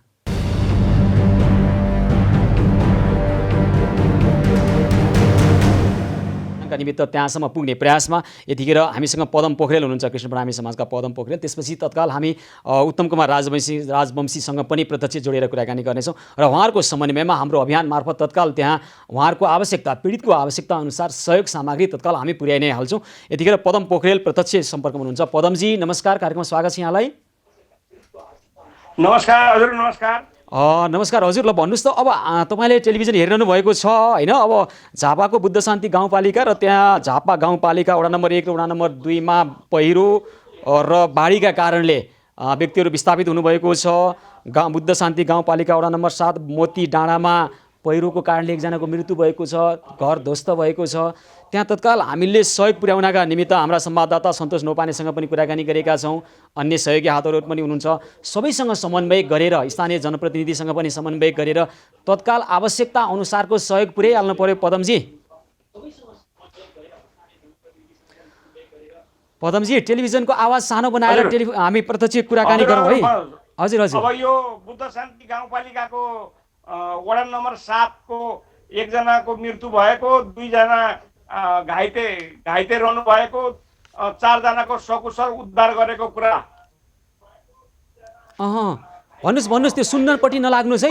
हजुर ल। अनि 4 जना सकुशल उद्धार गरेको गाउँपालिका अध्यक्ष रमेश कुमार भुजेल ज्यूले राति नै 9-10 बजेतिर त्यहाँ पुगेर 2 बजेसम्ममा सबै उद्धार गरेर उहाँ राति नै फर्किनु भएको कुरा यहाँ थाहा लागेको छ।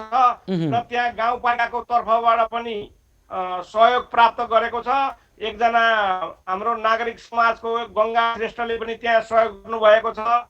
र त्यहाँ गाउँपालिका उपाध्यक्ष, वार्ड नम्बर 7 का अध्यक्ष सबैजना गएर त्यहाँ सहयोग भइराखेको छ। र हामी पनि भोलि त्यहाँ गएर त्यहाँ अरू बाँकी के आवश्यकता छ भन्ने कुरा हामी महसुस गरेर भोलि हामी सहयोग त्यहाँ के गर्नुपर्ने हो हामी भोलि सहयोग गर्न तयार छौँ। हुन्छ पदमजी, अब हामीले पनि यहाँ कृष्ण प्रणामी समाजका केन्द्रीय नेतृत्वसँग पनि कुराकानी गरिरहेका छौँ र तपाईँहरू झापामा बसेर काम गरिरहनु भएको छ। अन्य सहयोगी हातहरू पनि त्यहाँ हुनुहुन्छ। उत्तम कुमार राजवंशीजी हुनुहुन्छ अहिले हामीसँग, उहाँसँग पनि हामी कुराकानी गर्छौँ। अहिले त्यहाँको आवश्यकतालाई बुझेर हामी राहतका नाममा राहत लाने होइनौँ। हामी त त्यहाँ छिमेकीलाई समस्या पर्दा, झापा जिल्लाका बासिन्दालाई समस्या पर्दा हामी त्यहाँ पुग्छौँ र उहाँहरूको आवश्यकता के हो त्यो बुझेर मात्रै सहयोग गरौँ। उहाँहरूलाई जे चाहिन्छ त्यो सहयोग गरौँ है पदमजी। हामी त्यसको लागि समन्वय गरौँ है त। हवस्। हामी हाम्रो गाउँपालिका अध्यक्ष पनि हाम्रो कृष्ण प्रणामी समाजकै अध्यक्ष हुनुभएको हुनाले उहाँले नै सबै काम राति नै गएर के अरे जेसिबी लगेर राति नै उद्धार गर्नुभएको कुरा यहाँ थाहा लागेको छ र अब भोलि बिहान चाहिँ हामी गएर त्यहाँ हामीले के सहयोग गर्नुपर्ने हो त्यो सहयोग गर्न हामी तयार रहेको कुरा म सुशीलजीलाई जानकारी गराउँछु। हुन्छ, धेरै धेरै धन्यवाद छ पदम पोखरेलजी, यहाँलाई धेरै धेरै आभार व्यक्त गर्न चाहन्छौँ। धन्यवाद छ है त। हजुर हस् हस् हस् हस् धन्यवाद धन्यवाद। हस् हस् बुद्ध शान्ति गाउँपालिका र झापा गाउँपालिकामा भएको बाढी पहिरोका पीडितहरूलाई तत्काल हामी त्यहाँ खाद्यान्न लगायतका अन्य अत्यावश्यक सामग्री पुर्याउनेछौँ। भोलि कृष्ण प्रणामी समाजका झापामा रहनुभएका पदम पोखरेल, त्यसै गरी हाम्रा सहयोगी हात, अर्का सहयोगी हात त्यहाँ उत्तम कुमार राजवंशी हुनुहुन्छ र उहाँसँग हामी प्रत्यक्ष जोडेर कुराकानी गर्ने प्रयास गरिरहेका छौँ। कृपया मित्रहरूलाई आग्रह गर्छु तत्काल हामी उत्तम कुमार राजवंशीसँग पनि जोडेर कुराकानी गरौँ र झापामा हाम्रा शेरबहादुर थापा लगायतका व्यक्तिहरू पनि हुनुहुन्छ, उहाँहरूसँग पनि हामी कुराकानी गर्छौँ र यस पछाडि हामी सप्तरीतर्फ जान्छौँ। सप्तरीमा कोरोना सङ्क्रमण समुदाय स्तरमा फैलिसकेपछि त्यहाँ अहिले निषेधाज्ञा जारी गरिएको छ र अहिलेको त्यहाँको अवस्था के छ, कोरोना सङ्क्रमणको अहिलेको पछिल्लो अद्यावधिक विवरण के छ भन्ने सम्बन्धमा हामी बुझ्नेछौँ। झापाका सप्तरीका हाम्रा संवाददाता वैद्यनाथ यादवसँग जोडिएर। त्यसै गरी हामी पर्सातर्फ पनि जानेछौँ। त्यहाँ पर्सामा वीरगञ्जमा पनि कोरोनाको स्थितिको अवस्था हामी बुझ्नेछौँ र विशेष गरी कोरोना सङ्क्रमणको जोखिमलाई न्यूनीकरण गर्न लगाइएको लकडाउनलाई औपचारिक रूपमा हटाइसकेपछि कोरोना सङ्क्रमणको जोखिम थप बढेका आङ्कलनहरू आइरहेका छन् र आजै काठमाडौँ उपत्यकामा पनि थुप्रै व्यक्तिहरू सडकमा निस्कनु भएको छ र भिडभाड भएको छ। त्यसकारणले गर्दा कोरोना सङ्क्रमणको जोखिम उच्च भएको आङ्कलन विभिन्न पक्षबाट भइरहेको छ। त्यसकारण हामी भनिरहेका छौँ लकडाउन सरकारले हटाउनु एउटा पक्ष हो, तपाईँ हामी सबै सावधान हुनुपर्छ, सजग रहनुपर्छ र कोरोना सङ्क्रमणको जोखिम न्यूनीकरण गर्नका निमित्त तपाईँहरू हामीहरू सबै मिलेर यो पहलमा जोडिनुपर्छ। र त्यसै गरी अब हामी हाम्रो अभियान मार्फत औषधि उपचारमा मार्फत जसले औषधि उपचारको सेवा लिइरहनु भएको छ र उहाँहरूको स्थिति कस्तो छ भन्ने बारेमा हाम्रा दर्शकहरूलाई अहिलेको अत्यावधिक विवरण हामी प्रस्तुत गर्नेछौँ। थुप्रै व्यक्तिहरूले हाम्रो औषधि उपचार समन्वय समूह मार्फत औषधि उपचारको सेवा लिइरहनु भएको छ। त्यस्ता व्यक्तिहरू कहाँ हामी पुगेरै छाड्छौँ जुन व्यक्तिहरू हाम्रो अभियानबाट सहयोग नहुने हो भने उहाँहरूको समस्या समाधान नभएको परिस्थितिमा मात्र हामी उहाँहरूलाई सहयोग गरिरहेका छौँ। तपाईँ आफ्ना समस्या आफै समाधान गर्न सक्नुहुन्छ भने आफै पहल गर्नुहोस्, आफै समाधान गर्नुहोस्। तपाईँ आफ्नो पहलमा आफ्नो समस्या समाधान गर्न सकिरहनु भएको छैन भने हामी कुनै पनि हालतमा तपाईँ समक्ष आउनेछौँ, तपाईँको समस्या समाधान गरेरै छाड्नेछौँ र त्यो बारेमा पनि हामी छिटोभन्दा छिटो उहाँहरूका हामी अहिलेको अवस्था कस्तो छ र थप के सहयोग गर्नुपर्छ भन्ने बारेमा पनि हाम्रा दर्शकहरूलाई जानकारी गराउनेछौँ। हामी यतिखेर उत्तम कुमार राजवंशीसँग कुराकानी गर्ने प्रयास गरिरहेका छौँ झापाको यो समस्या समाधान गर्नका निमित्त। र दर्शकवृन्द हामी भनिरहेका छौँ देशको एउटा कुनामा आएको समस्या समाधान गर्नको लागि देशका सबै बाँकी कुनाहरूमा हामी जान सक्यौँ भने, हामी पुग्न सक्यौँ भने, हामी भर्तेक गर्न सक्यौँ भने राष्ट्रभक्तिको अन्य कुनै गाना गाइरहनु पर्दैन, राष्ट्रभक्तिको अन्य कुनै गीत घन्काइरहनु पर्दैन। यही नै हो राष्ट्रभक्ति। एउटा देशको एउटा कुनालाई परेको अप्ठ्यारो र कठिनाई बुझ्ने महसुस गर्ने भावना हो राष्ट्रभक्ति, त्यही संवेदना हो राष्ट्रवाद, त्यही संवेदना हो देशभक्ति। यतिखेर उत्तम कुमार राजवंशी हामीसँग सम्पर्कमा हुनुहुन्छ। उत्तमजी नमस्कार, कार्यक्रममा स्वागत छ यहाँलाई। उत्तमजी, हामी उत्तम कुमार राजवंशीसँग कुराकानी गर्ने प्रयास गरिरहेका छौँ। उहाँ हाम्रो यो अभियानमा जोडेर लामो समयदेखि निभेको चुलो बाल्ने लगायतका अभियानमा जोडिरहनु भएको छ। उत्तमजी मलाई सुनिरहनु भएको छ? हजुर सर नमस्कार। नमस्कार उत्तमजी, नमस्कार। सुन्नुहोस्, म छिटो कुराकानी गर्ने प्रयास गर्छु, अन्य थुप्रै समस्यालाई हामी सम्बोधन गर्नु छ। यतिखेर झापाको बुद्ध शान्ति गाउँपालिका र झापा गाउँपालिका वडा नम्बर 1 मा त्यहाँ झापा गाउँपालिकामा चाहिँ 141 व्यक्तिहरू विस्थापित हुनुभएको छ। 49 घर परिवार। बुद्ध शान्ति गाउँपालिकामा एउटा घर पहिरोले पुरिएर व्यक्तिको मृत्यु पनि भएको छ। तत्काल हामी उहाँहरूको आवश्यकता सम्बोधन गर्नको लागि अभियान मार्फत केही गरिहाल्नुपर्ने परिस्थिति छ। हुन्छ, धन्यवाद सर। होइन, मैले तपाईँको यो खबर सुन्ने बित्तिकै हाम्रा झापा संवाददाता सन्तोष नेपाली सरसँग मैले समन्वय गरेँ। उहाँहरू जे सहयोग गर्न सकिन्छ त्यहाँको वस्तुस्थिति बुझौँ र भोलि नै हामी पहिलो आवरमै गएर उहाँहरूको घर स्थिति बुझौँ र बुद्ध शान्ति गाउँपालिका त्यो परिवारलाई के सहयोग गर्न सकिन्छ र झापा गाउँपालिकाभित्र तपाईँको 149 घर या कति घर हुनुहुन्छ उहाँहरूको अवस्था के छ र वस्तुस्थिति के छ बुझेर त्यसमा सहयोग गर्न एकदम हामी तत्परता हुन्छ सर। अब त्यहाँ कृष्ण प्रणामी समाजका हाम्रा अभियानसँग जोडिएर काम गरिरहनु भएका पदम पोखरेलजीहरू पनि हुनुहुन्छ होइन? बुद्ध शान्ति गाउँपालिका उहाँको नजिक पर्छ, उहाँहरूसँग पनि समन्वय गर्नुहोला। सन्तोष नौपानेसँग तपाईँले समन्वय गरिसक्नु नै भएछ। छिटोभन्दा छिटो समन्वय गरेर त्यहाँको आवश्यकता अनुसारको सहयोग सामग्री पुर्याउने प्रयास गरिहालौँ है त भोलि बिहानैदेखि। हुन्छ सर हजुर एभिडेन्सको संवाददाता सन्तोष सरसँग अहिले भर्खरै कुरा हुँदाखेरि हुन्छ उत्तम सर तपाईँलाई हामी सबैजना यो अभियानमा जुन जति जुटेका छौँ सम्पूर्ण साथीहरूको एउटा छलफल गरौँ र के सहयोग गर्न सकिन्छ तत्काल त्यसमा घाउ मलमपट्टि के गर्न सकिन्छ, चाहे तपाईँको खाद्यान्नको समस्या होस्, चाहे लत्ता कपडाको समस्या होस्, चाहे एनिथिङ कुनै पनि समस्या हो त्यो भरसक्दो जे सहयोग गर्न सकिन्छ हामी तत्पर लाग्नेछौँ सर। ल हुन्छ, अब भोलि नै त्यहाँ समस्या समाधानको लागि तपाईँहरू पुगिहाल्नु होला र हामीले यहाँबाट के गर्नुपर्छ त्यसको लागि हामी तयार छौँ है त उत्तमजी। हुन्छ धन्यवाद सर। हुन्छ, धेरै धेरै धन्यवाद छ उत्तम कुमार राजवंशी झापामा रहेर हाम्रो यो अभियानमा प्रभावकारी सक्रिय ढङ्गबाट लामो समयदेखि काम गरिरहनुभएका उत्तम कुमार राजवंशी अहिले झापामै आएको समस्या समाधान गर्नको निमित्त पनि हाम्रो अभियानमा अग्रसरता देखाउनु भएको छ, तदारुकता देखाउनु भएको छ। उहाँले टेलिफोन गरी म गर्छु है यो काम भनिरहनु भएको छ। यसका निमित्त हामी हार्दिक आभार व्यक्त गर्न चाहन्छौँ। र दर्शकवृन्द, यस अगाडि हामीलाई झापाबाट बारादशी गाउँपालिका वडा नम्बर 5 मा आएको एउटा समस्या र एउटा घर परिवारका व्यक्तिमाथि त्यहाँका गाउँलेले गरेको कुटपिट र उहाँहरूले अन्याय महसुस गरेर न्यायका लागि पहल गरिदिनको लागि हामीलाई आग्रह गर्नुभएको छ र प्रहरीले उहाँहरूको जाहेरी नलिरहेको खबर हामीले प्राप्त गरेका थियौँ। आज प्रहरीले जाहेरी लिनको लागि तयारी गरेको खबर हामीलाई त्यहाँबाट आएको छ र झापाका डिएसपी राकेश थापाले अघि भर्खर मलाई अनौपचारिक रूपमा भन्नुभएको छ हामी यो जाहेरी लिने तयारी गरेका छौँ र भोलि तपाईँहरूलाई जाहेरी दर्ता गरेको दर्ता नम्बर पनि हामी उपलब्ध गराउँछौँ भन्नुभएको छ। हामी आशा गरौँ भोलि नै यो जाहेरी दर्ता हुनेछ। हामी अन्यथा केही भनिरहेका छैनौँ, कुनै पक्ष र विपक्षमा लागिरहेका छैनौँ, कसैको आग्रह र प्रवाग्रह सुनिरहेका छैनौँ। हामी भनिरहेका छौँ देश कानुन अनुसार चल्छ। यो देशमा कसैले अन्यायको महसुस गरेर न्यायिक प्रक्रिया मार्फत न्याय निरूपणको पहल गर्छ भने न्यायिक प्रक्रियामा जाने उसको हक कसैले खोज्न पाउँदैन। यतिखेर नै कसैले फैसला नगरौँ, कसैलाई दोषी करार नगरौँ। कसैलाई अभियोग लागेको छ भने उसलाई दोषी भनेर करार गर्न मिल्दैन। अभियोग जसलाई पनि लगाउन सक्छ त्यो अभियोगको न्यायिक प्रक्रियाबाट यसको निरूपण गर्नुपर्छ र यसका लागि प्रहरीले जाहेरी बुझ्नुपर्छ। झापा प्रहरीले भोलि जाहेरी बुझ्ने कुरा गरेको छ। भोलि हामी यसको पनि फलोअप गर्नेछौँ। र यतिखेर कोही दर्शक प्रत्यक्ष सम्पर्कमा आइसक्नु भएको छ, म उहाँलाई स्वागत गर्छु। हजुर नमस्कार। पति राम मोटर वर्कसप थानकोटबाट प्रत्यक्ष सम्पर्कमा हुनुहुन्छ। हजुर नमस्कार, कार्यक्रममा स्वागत छ यहाँलाई। हजुर नमस्कार। हामी पतिराम मोटर वर्कसप थानकोटबाट एकजना दर्शक अहिले प्रत्यक्ष सम्पर्कमा आउनुभएको छ। हामी उहाँसँग कुराकानी गर्ने प्रयास गरिरहेका छौँ। हजुर नमस्कार। नमस्ते हजुर। नमस्कार हजुर। ल भन्नुहोस् त कृपया यहाँको परिचय पनि पाउन मैले।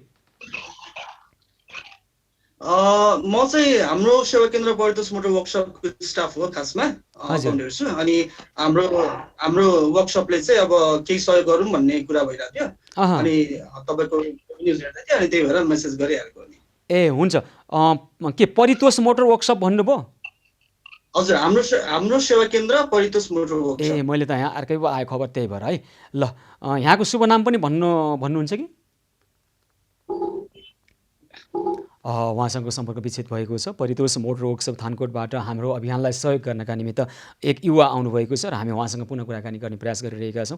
हामी छिटो जोडिएर कुराकानी गर्ने प्रयास गरिरहेका छौँ। त्यस पछाडि हामी सप्तरीतर्फ जान चाहन्छौँ। सप्तरीका हाम्रा संवाददाता वैद्यनाथ यादवमाथि भएको हातपात र कुटपिटको घटनालाई अहिले त्यहाँ औपचारिक रूपमा जाहेरी दिने काम भएको छ र यसको हामी पछिल्लो विवरण पनि हाम्रा दर्शकहरूलाई भन्नेछौँ।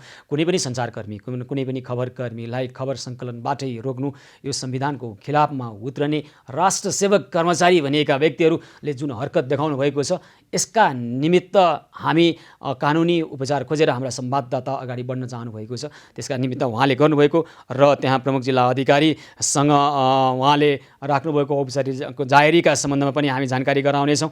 यतिखेर परितोष हजुर मलाई सुन्नु भएको छ? हजुर ल भन्नुहोस् त कृपया। हाम्रो सेवा केन्द्र परितोष मोटर वर्कसप।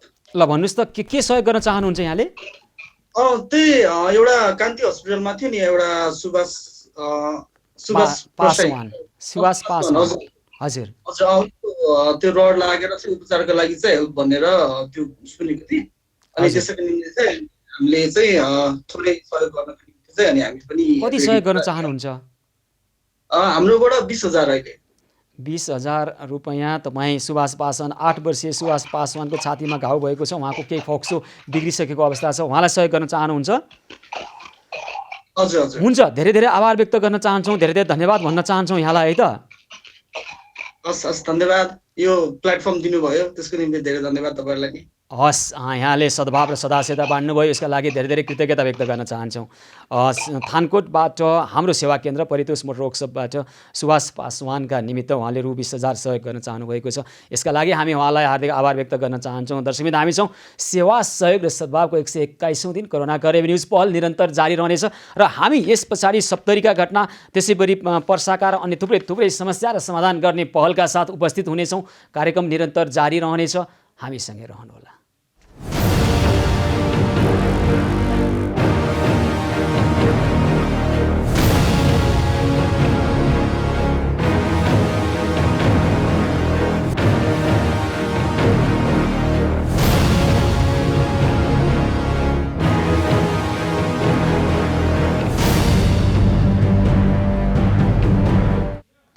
सेवा सहयोग र सद्भावको 121औं दिन कोरोना करेब न्युज पहलको यो विशेष प्रस्तुतिमा हामी छौँ आदरणीय दर्शकबिन र हामी यहाँहरूका समस्या सुनेर समस्या सम्बोधनको पहलका निमित्त जुटिरहेका छौँ। यतिखेर लमजुङको मर्स्याङ्दी गाउँपालिकामा गएको पहिरोको कारणले घाइते हुनुभएका व्यक्तिलाई औषधि उपचारका निमित्त सहयोग गर्नका लागि वीर अस्पताल नजिकै रहेको मेगन फार्मेसीका सञ्चालक महेश खत्री अहिले हामीसँग प्रत्यक्ष सम्पर्कमा आउनुभएको छ र लमजुङको पहिरोमा पुरिएका कारणले गर्दा घाइते भएका व्यक्तिहरूका निमित्त सम्पूर्ण औषधि उपचारको खर्च बेहोर्ने कुरा उहाँले राख्नुभएको छ र यो सम्बन्धमा कुराकानी हामी गर्नेछौँ। महेश खत्री प्रत्यक्ष सम्पर्कमा आउनुभएको छ। महेशजी नमस्कार, कार्यक्रममा स्वागत छ यहाँलाई। नमस्ते सुशील सर। नमस्कार हजुर। ल भन्नुहोस् त, अब तपाईँले टेलिभिजन हेर्नु भएको छ, लमजुङको अवस्था थाहा पाउनुभयो, त्यहाँ करिब 8 जना व्यक्ति घाइते भएको कुरा आएको छ र यसका निमित्त अब म सहयोग गर्छु भनेर तपाईँले अघि हामीलाई भन्नुभएको, त्यसकारण हामीले हजुर मैले लमजुङको त्यो बाढी पीडितको लागि ताराबहादुर राणावाड सरको समन्वयमा चाहिँ औषधि सहयोग गरिदिन खोजिरहेको छु सर।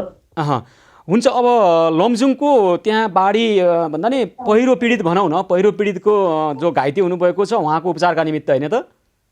पहिरो पीडित हजुर हजुर हजुर सर। के कसरी सहयोग गर्ने यहाँको इच्छा हो? हजुर सर। कसरी सहयोग गर्ने इच्छा हो यहाँको भनिदिनुहोस् त। म त्यहाँ पर्ने सबै गरिदिन्छु सर। हजुर हजुर सर।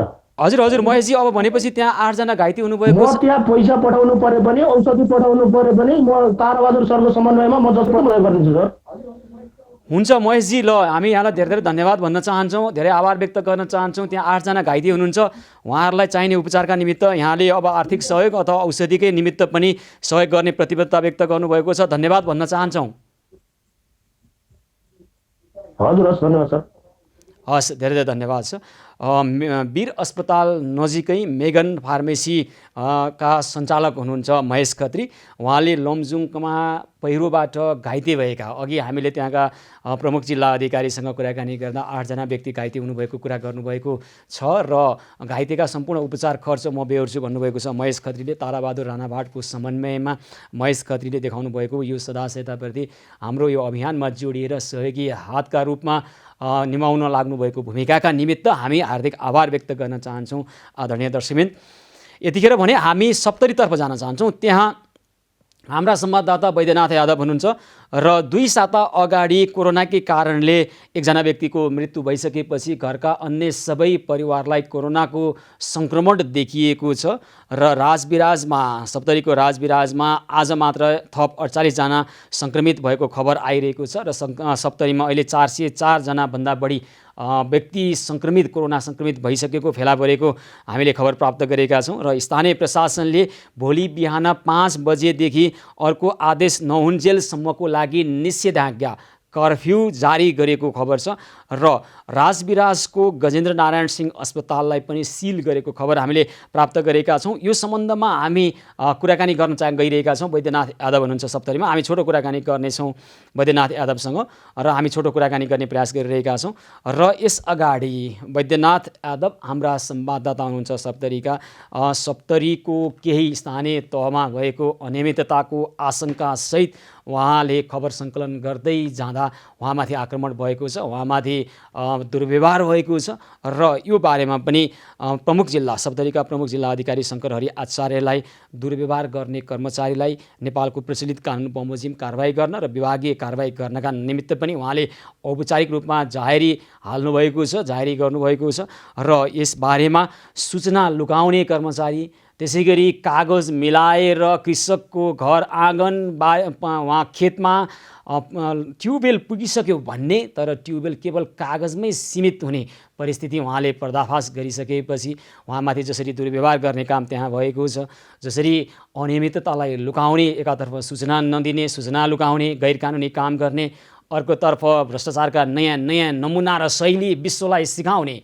यस्ता कृषि ज्ञान केन्द्रका कर्मचारीहरूलाई के भन्ने, केही पनि नभन्ने, कानुनअनुसार कारबाही गर्ने भन्ने त उहाँहरूको पालो हो। क्षमा माग्ने हो कि माफी माग्ने हो कि के गर्ने हो? यस्ता खालका कर्मचारीहरूलाई थुप्रै राष्ट्रसेवकहरूले राष्ट्रको लागि यति धेरै सेवा गरिरहनु भएको छ, उहाँहरूप्रति हामी हार्दिक नमन र धेरै धेरै कृतज्ञता व्यक्त गर्न चाहन्छौँ। तर केही अभद्र व्यवहार भएका यस्ता कर्मचारीको कारणले गर्दाखेरि कर्मचारी तन्त्रलाई नै यतिखेर ठुलो दोषारोपण भइरहेको छ र त्यसको दोष सम्पूर्ण राम्रा कर्मचारीले पनि बेहोर्नु परिरहेको छ र त्यसकारण हामी भनिरहेका छौँ यस्ता खालका कर्मचारीहरूलाई तुरुन्त कानुनी कारबाही गरियोस्। हामी यस सम्बन्धमा पनि विस्तृत र अध्यावधिक विवरण हाम्रा दर्शकहरूलाई राख्नेछौँ र त्यसै गरी हामी केही समयपछि पर्सातर्फ पनि जानेछौँ। यतिखेर वैद्यनाथ यादव प्रत्यक्ष सम्पर्कमा आउनुभएको छ। वैद्यनाथ, हजुर सुशीलजी, त्यहाँ सप्तरीको अहिलेको अवस्था, त्यहाँ निषेधाज्ञा लगाइएको छ, यो बारेमा सम्पूर्ण अध्यावधिक विवरण भन्नुहोस् त। निश्चय पनि सुशीलजी, जसरी हाम्रो नेपाल सरकारले हिजो मात्रै नेपालमा लकडाउन अन्त भएको घोषणा गरेको 24 घण्टा नबित्दै सौभाग्य भनौँ, दुर्भाग्य भनौँ, विडम्बना भनौँ, सप्तरीमा आजदेखि अनिश्चितकालीन कर्फ्यू जारी गर्नु परेको छ अर्थात् निषेधाज्ञा जारी गर्नु परेको छ। सप्तरीको राजविराज 6 का स्थानीय कृष्ण के अरे हाम्रो चाहिँ यहाँ एकजना राम बाबु दास कर्णजी, कृष्ण दासजी उहाँको चाहिँ गत बिहिबार मृत्यु भएसँगै कोरोना पोजिटिभ आयो। त्यो सँगसँगै उहाँको नजिकबाट उहाँसँग प्रत्यक्ष सरोकार लाग्ने 22 जनामा कोरोना पोजिटिभ देखिएको छ। त्यो सँगसँगै आज हामीलाई मात्र प्राप्त भएको जानकारी अनुसार सप्तरीको राजविराज क्षेत्रमा मात्रै 48 जनामा कोरोना संक्रमित भेटिएको छ, जो चाहिँ केही बैंकका कर्मचारी, त्यसै गरी कलेजका कर्मचारी र अस्पताल समेत एउटा गजेन्द्र सिंह अस्पताल छ त्यहाँका एकजना नर्स, एकजना स्विपर गरी 48 जनामा कोरोना पोजिटिभ देखिएसँगै स्थानीय प्रशासनले भोलि बिहान 5 बजेदेखि लागू हुने गरी राजविराज क्षेत्रलाई पूर्णतः निषेधाज्ञा जारी गरेको छ। स्थानीय प्रशासन ऐन 2020 र संक्रमण ऐन 2020 वैद्यनाथ, अब त्यहाँ निषेधाज्ञा जारी गरिसकेपछि घरभित्रै थुनिन बाध्य हुनुभएका थुप्रै त्यहाँ जनतालाई, हाम्रा दर्शकलाई अब सङ्कट पर्नेवाला छ होइन। यसका लागि हामीले तयारी गर्नुपर्छ। तत्काल तपाईँले समन्वय गर्नुहोला र तपाईँले त्यहाँबाट समन्वय गरेर अहिले घरभित्र कर्फ्यूका कारणले अथवा निषेधाज्ञाका कारणले घरभित्र बस्न बाध्य भएका जनतालाई के आवश्यकता हुन्छ, घर घरमा पुर्याउने व्यवस्था गर्छौँ हामी समस्या समाधानका निमित्त, त्यसको लागि पहल सुरु गरिहाल्नु पर्यो वैद्यनाथ। निश्चय पनि सुशील, यहाँहरूको साथ र सहयोगले गर्दा निश्चय पनि अब भोलिदेखिको जुन अवस्था छ, हुन त सप्तरीको कुरा गर्ने हो भने 404 जनामा कोरोना पोजिटिभ देखिएको छ, जसमध्ये यहाँ रहेको एउटा नेपाल अमेरिकै सबभन्दा ठुलो आइसोलेसन सेन्टर रहेको छ सुशील, जसलाई स्थानीय भलवाई ब्यारेकका नेपाली सेनाका कर्नल वा प्रमुख सेनानी गुप्त बहादुर कुँवरले जानकारी गराएअनुसार त्यो सेन्टरमा अहिले चाहिँ 84 जना आइसोलेसनमा रहेका छन् र सप्तरीको गत चैत 11 गतेदेखि लकडाउन सुरु भए यता 299 जनाको चाहिँ उपचार गरेर घर फर्काएको छन् भने जम्मा 373 जना बिरामीहरू भर्ना भएको अवस्था देखिन्छ। अहिले पनि सप्तरीको विभिन्न क्वारेन्टाइनमा 476 जना रहेका छन् भने सप्तरीको राजविराज अस्पताल जो भोलिदेखि बाहिरका बिरामीहरूलाई उपचार नगर्ने अस्पतालका डाक्टर गजेन्द्र सिंह अस्पतालका medical superintendent doctor Ranjit Kumar झाले हामीले जानकारी गरेको छ र अस्पतालका आज मात्रै 178 जना कर्मचारीको स्वाब सङ्कलन गरेर उपचारको लागि पिसिआरको लागि धरान पठाइएको अवस्था छ।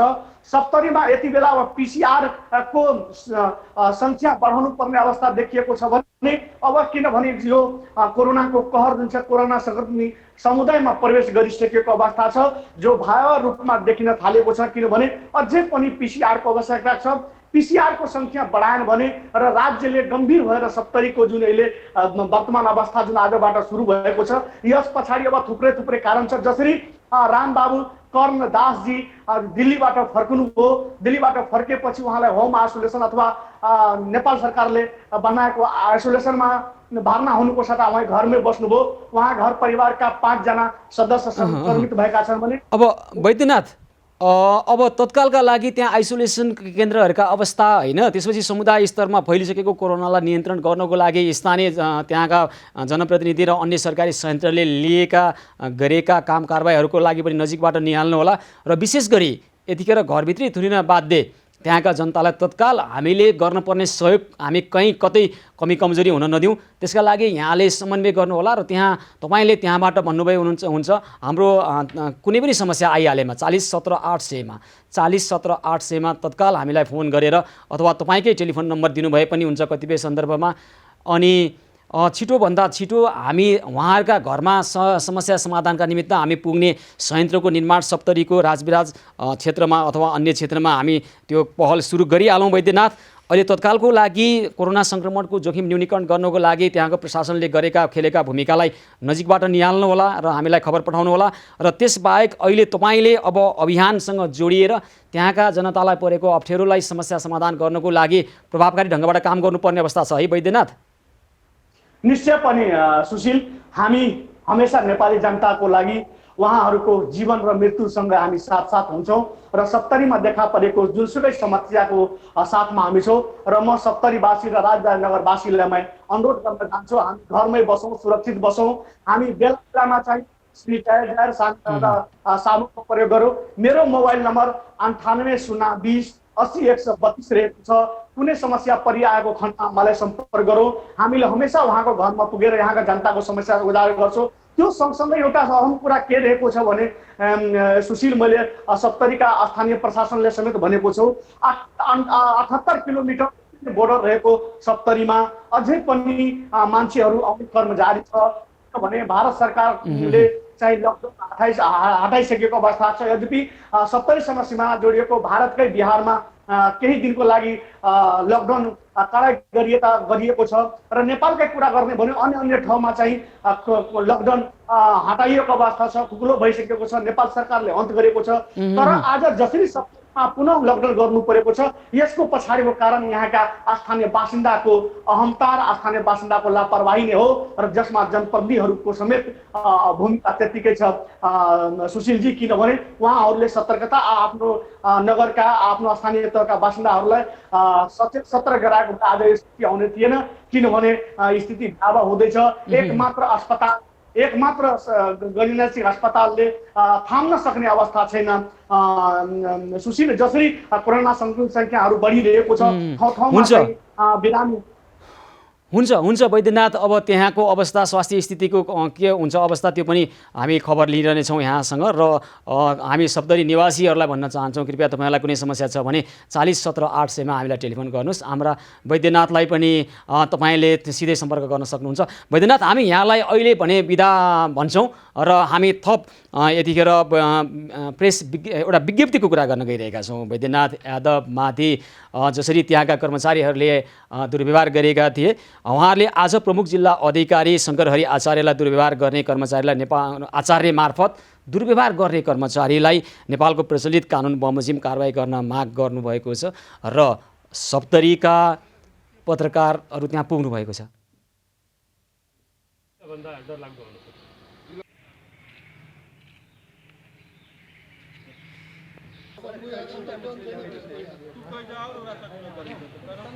प्रमुख जिल्ला अधिकारी शङ्करहरि आचार्यलाई सप्तरीका पत्रकारहरू पुगेर वैद्यनाथ यादवमाथि दुर्व्यवहार गर्ने कर्मचारी, कृषि ज्ञान केन्द्रका कर्मचारीलाई कारबाही गर्नको लागि जाहेरी अथवा उहाँले निवेदन दिनुभएको छ र यस अगाडि कृषि ज्ञान केन्द्रका 2 जना कर्मचारीले वैद्यनाथ यादवमाथि हातपात गर्ने प्रयास दुर्व्यवहार गरेका थिए।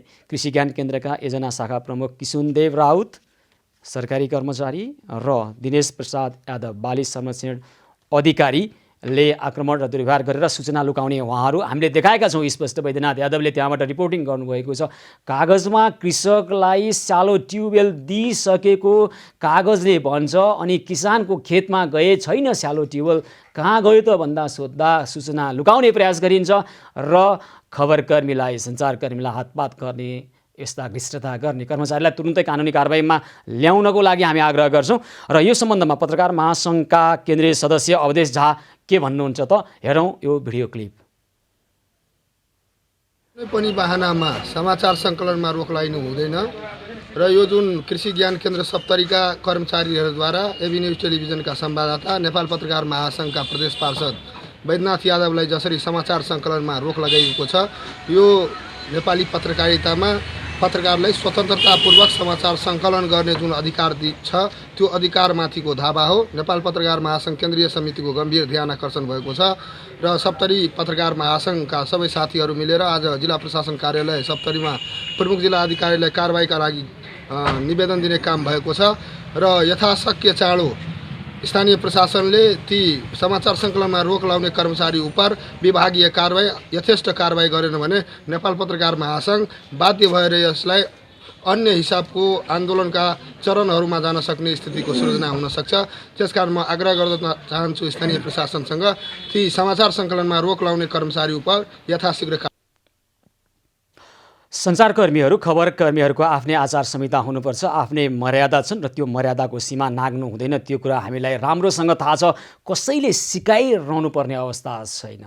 हाम्रा भगवान भनेका हाम्रा दर्शकहरू हुन् र प्रत्येक दिन हामी हाम्रा दर्शकको कठघरामा उभिरहेका छौँ र हाम्रो मूल्याङ्कन हाम्रा दर्शकहरूले गर्नुहोला, हामी यो अपेक्षा गरिरहेका छौँ र हामी भनिरहेका छौँ ज्वालामुखीलाई स्याउलाले छोप्ने घृष्टता कसैले गर्छ भने र पहरोसँग जुधेर सिङ बाँच्ने दुष्प्रयास कसैले गर्छ भने त्यो दुस्साहसका निमित्त हामी कठैबरा भन्न चाहन्छौँ र दुस्साहस गर्नेप्रति पूर्वाग्रही हुँदैनौँ। फेरि पनि हामी ती दुस्साहसीप्रति पनि कुनै पनि आग्रह पूर्वाग्रह नराखिकन उनीहरूलाई भोलि अन्याय परे पनि त्यो अन्यायको विरुद्धमा बोल्ने हामी खबरकर्मी नै हौँ।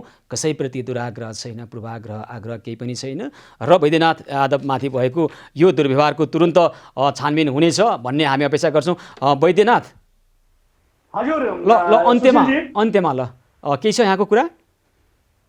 निश्चय पनि सुशील आज मात्रै नेपाल पत्रकार महासङ्घका केन्द्रीय सदस्य अवधेश झाको नेतृत्वमा पत्रकार महासङ्घ सप्तरी शाखाका उपाध्यक्ष श्यामसुन्दर यादव, वरिष्ठ यहाँका सञ्चारकर्मीहरू मनोज माझी, त्यसै गरी चन्दन यादव लगायत प्रदेश नम्बर 2 पत्रकार महासङ्घका सचिव आर्यन विश्वास लगायतका साथीहरू आज गएर प्रमुख जिल्ला अधिकारी शङ्करहरि आचार्यलाई म माथि आक्रमण गर्ने 2 जना कर्मचारी कृषि ज्ञान केन्द्रका योजना अधिकृत किशुनदेव राउत र त्यसै गरी अर्का बाली संरक्षण अधिकृत दिनेश यादवलाई 24 घण्टाभित्र पक्राउ गरेर कारबाहीको माग गरेको छ। यदि कारबाही गरिएन भने हामी सञ्चारकर्मी बाध्य भएर आन्दोलनमा उत्रिनु पर्ने अवस्था देखिएको छ। अर्कोतर्फ कार्यालय प्रमुख कृषि ज्ञान केन्द्रका कार्यालय प्रमुख राजेन्द्र प्रसाद यादवले हामी माथि विभिन्न प्रकारको चौतर्फी रूपमा दबाब दिइरहेका छन्। यो कुरामा मिल्नुपर्छ, यसलाई अगाडि बढाउनु हुँदैन भने लाइनबाट कुरा गरिनु भएको छ। अर्को सोच्ने कुरा के छ भने सुशील म भन्न चाहन्छु यसै जिल्लाबाट प्रतिनिधित्व गर्ने भूमि व्यवस्था कृषि तथा सहकारी मन्त्री शैलेन्द्र प्रसाद शाहजी यही जिल्लाको हुनुहुन्छ। आज एकजना सञ्चारकर्मीमाथि उहाँकै कार्यालयका कर्मचारीहरूले सूचना माग्दाखेरि जसरी आक्रमणको प्रयास गरेको छ उहाँ बोलिराख्नु भएको छैन। निश्चय पनि एउटा जिल्लावासीको नाताले पनि उहाँ सञ्चारकर्मीमाथि भएको अन्यायबारे केही बोल्नुहुन्छ भने आम सञ्चारकर्मीहरूको जुन आशा थियो त्यो मरेर गएको छ। अझै पनि हामी आग्रह ल गर्छौँ वैद्यनाथ, माननीय ठिकै छ, कोही बोले पनि कोही नबोले पनि हामी बोल्छौँ। खबरकर्मीहरू निरन्तर सत्यको पक्षमा अडिग छौँ। तपाईँ कदापि विचलित नभइकन, नडराइकन, हाम्रो एउटा मूल मन्त्र भनेको निष्पक्षता, निस्वार्थ, निर्भीकता, यो मूल मन्त्रलाई सम्झेर जनताका लागि, राष्ट्रका लागि खबरकर्मलाई निरन्तरता दिनुहोला, कदापि विचलित नहुनुहोला र अब यसको पछिल्लो यी खबरहरू हामीलाई सम्प्रेषण गर्दै गर्नुहोला र तपाईँमाथि परेको अन्यायका निमित्त हामी सारा राष्ट्रका निमित्त बोलिरहेका छौँ, सारा जनताका निमित्त बोल्ने खबरकर्मीहरू आफ्नै सहकर्मी विरुद्ध पनि भएका अन्यायका विरुद्ध बोल्नेछौँ। पटक्कै चिन्ता र डर भए नपालिकन काम गर्नुहोला। वैद्यनाथ, अहिले हामी धन्यवाद भन्न चाहन्छौँ है त।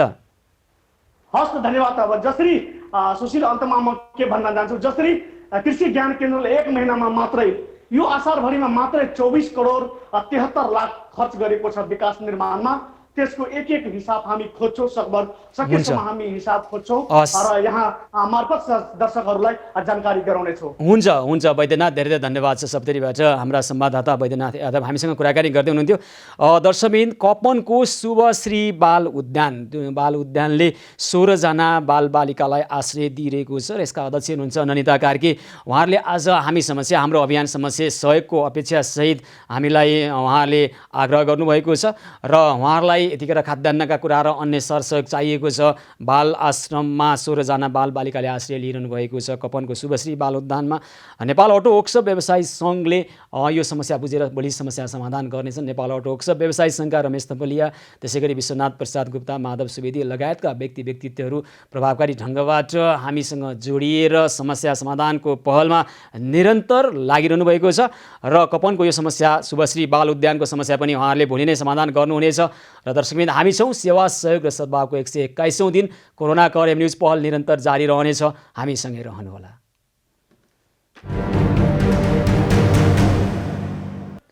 सेवा सहयोग र सद्भावको 121औं दिन कोरोना कभर न्युज पहलको यो विशेष प्रस्तुतिमा हामी छौँ र यहाँहरूका समस्या सुनेर समस्या समाधानको खबरकर्मलाई निरन्तरता दिइरहेका छौँ। आदरणीय दर्शकबिन, अब कोरोना सङ्क्रमणको जोखिमलाई न्यूनीकरण गर्न लगाइएको लकडाउन औपचारिक रूपमा अन्त्यको घोषणा गरिसकेपछि के कोरोना चाहिँ सङ्क्रमण हुन छोड्छ त? पटक्कै छाड्दैन। कतिपय स्थितिमा थुप्रै ठाउँमा सप्तरीको राजविराज लगायतका क्षेत्रमा कोरोना समुदाय स्तरमा आइसकेको कारणले गर्दाखेरि त्यहाँ कर्फ्यूको घोषणा गर्नुपर्ने अवस्था सृजना भएको छ। त्यस्तै गरी पर्सातर्फ हामी जान चाहन्छौँ।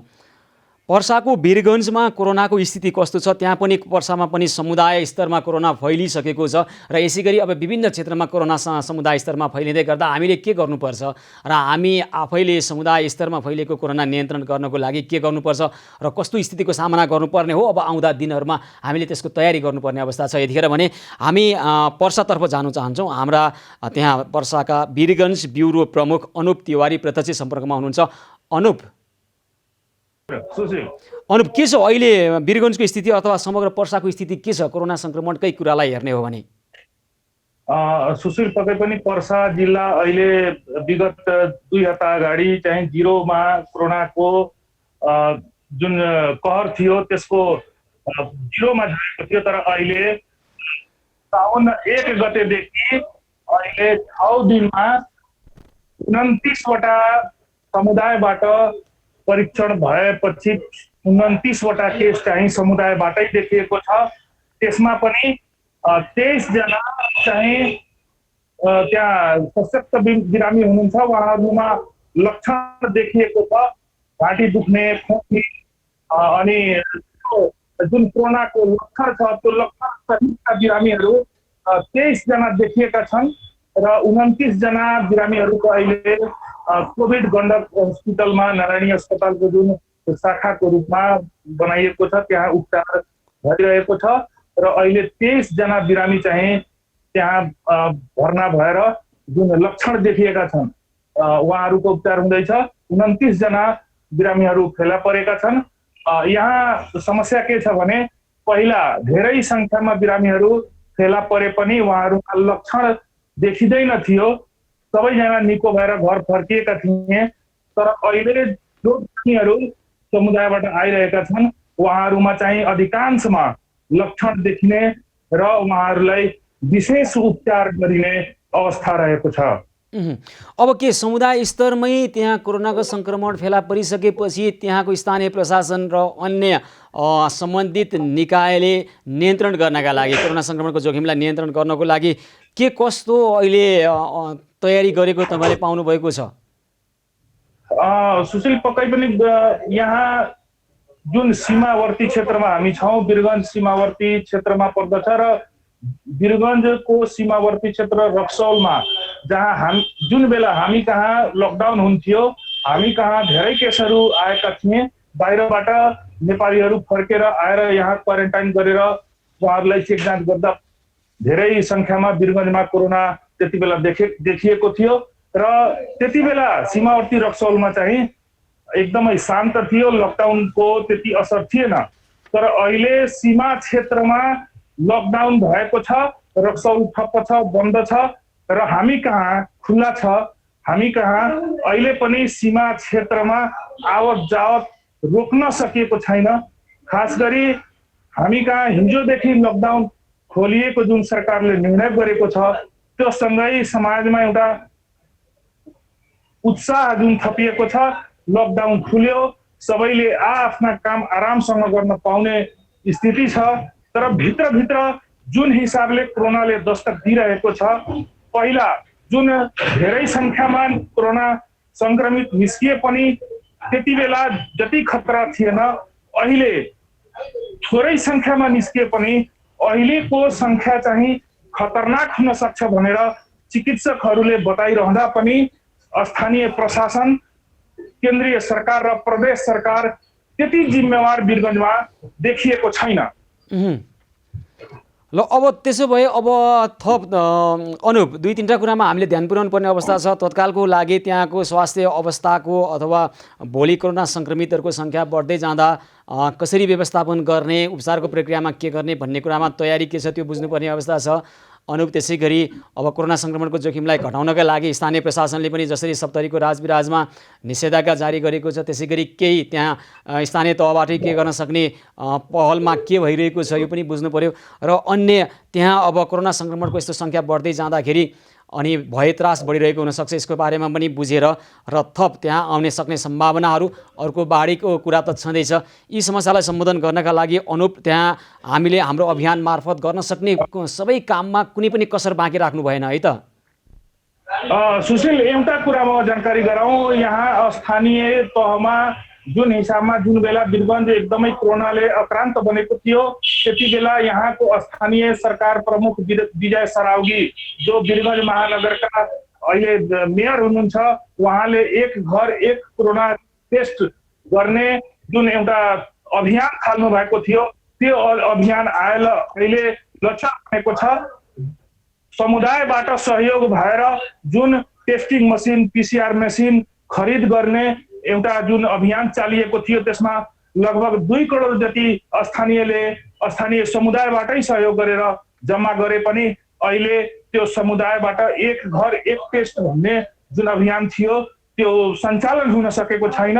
र अहिले पनि वीरगञ्जमा जुन हिसाबमा समुदायबाट त्यो केसहरू निस्किँदैछन्, समुदायबाट अहिले जुन एउटा त्रासको माहौल बन्दैछ, त्यति बेला अहिले वीरगञ्ज महानगर मन बनेको छ।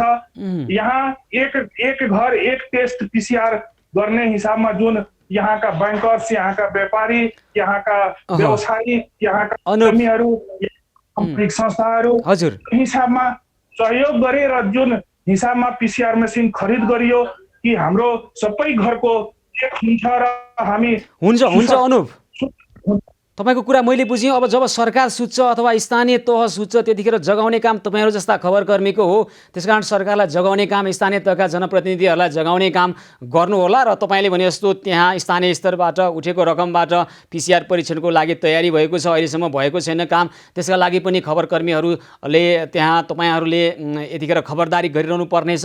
र थप त्यहाँ केही समस्या छ, वीरगञ्जवासीहरूलाई केही समस्या छ भने पनि हाम्रो अभियानसँग जोडिएर अनुप यहाँले प्रभावकारी ढङ्गबाट, सक्रिय ढङ्गबाट अभियानमा जोडिएर त्यहाँ समस्या समाधानको पहलमा जुट्नु होला है त अनुप? हस् अनुप, धेरै धेरै धन्यवाद छ।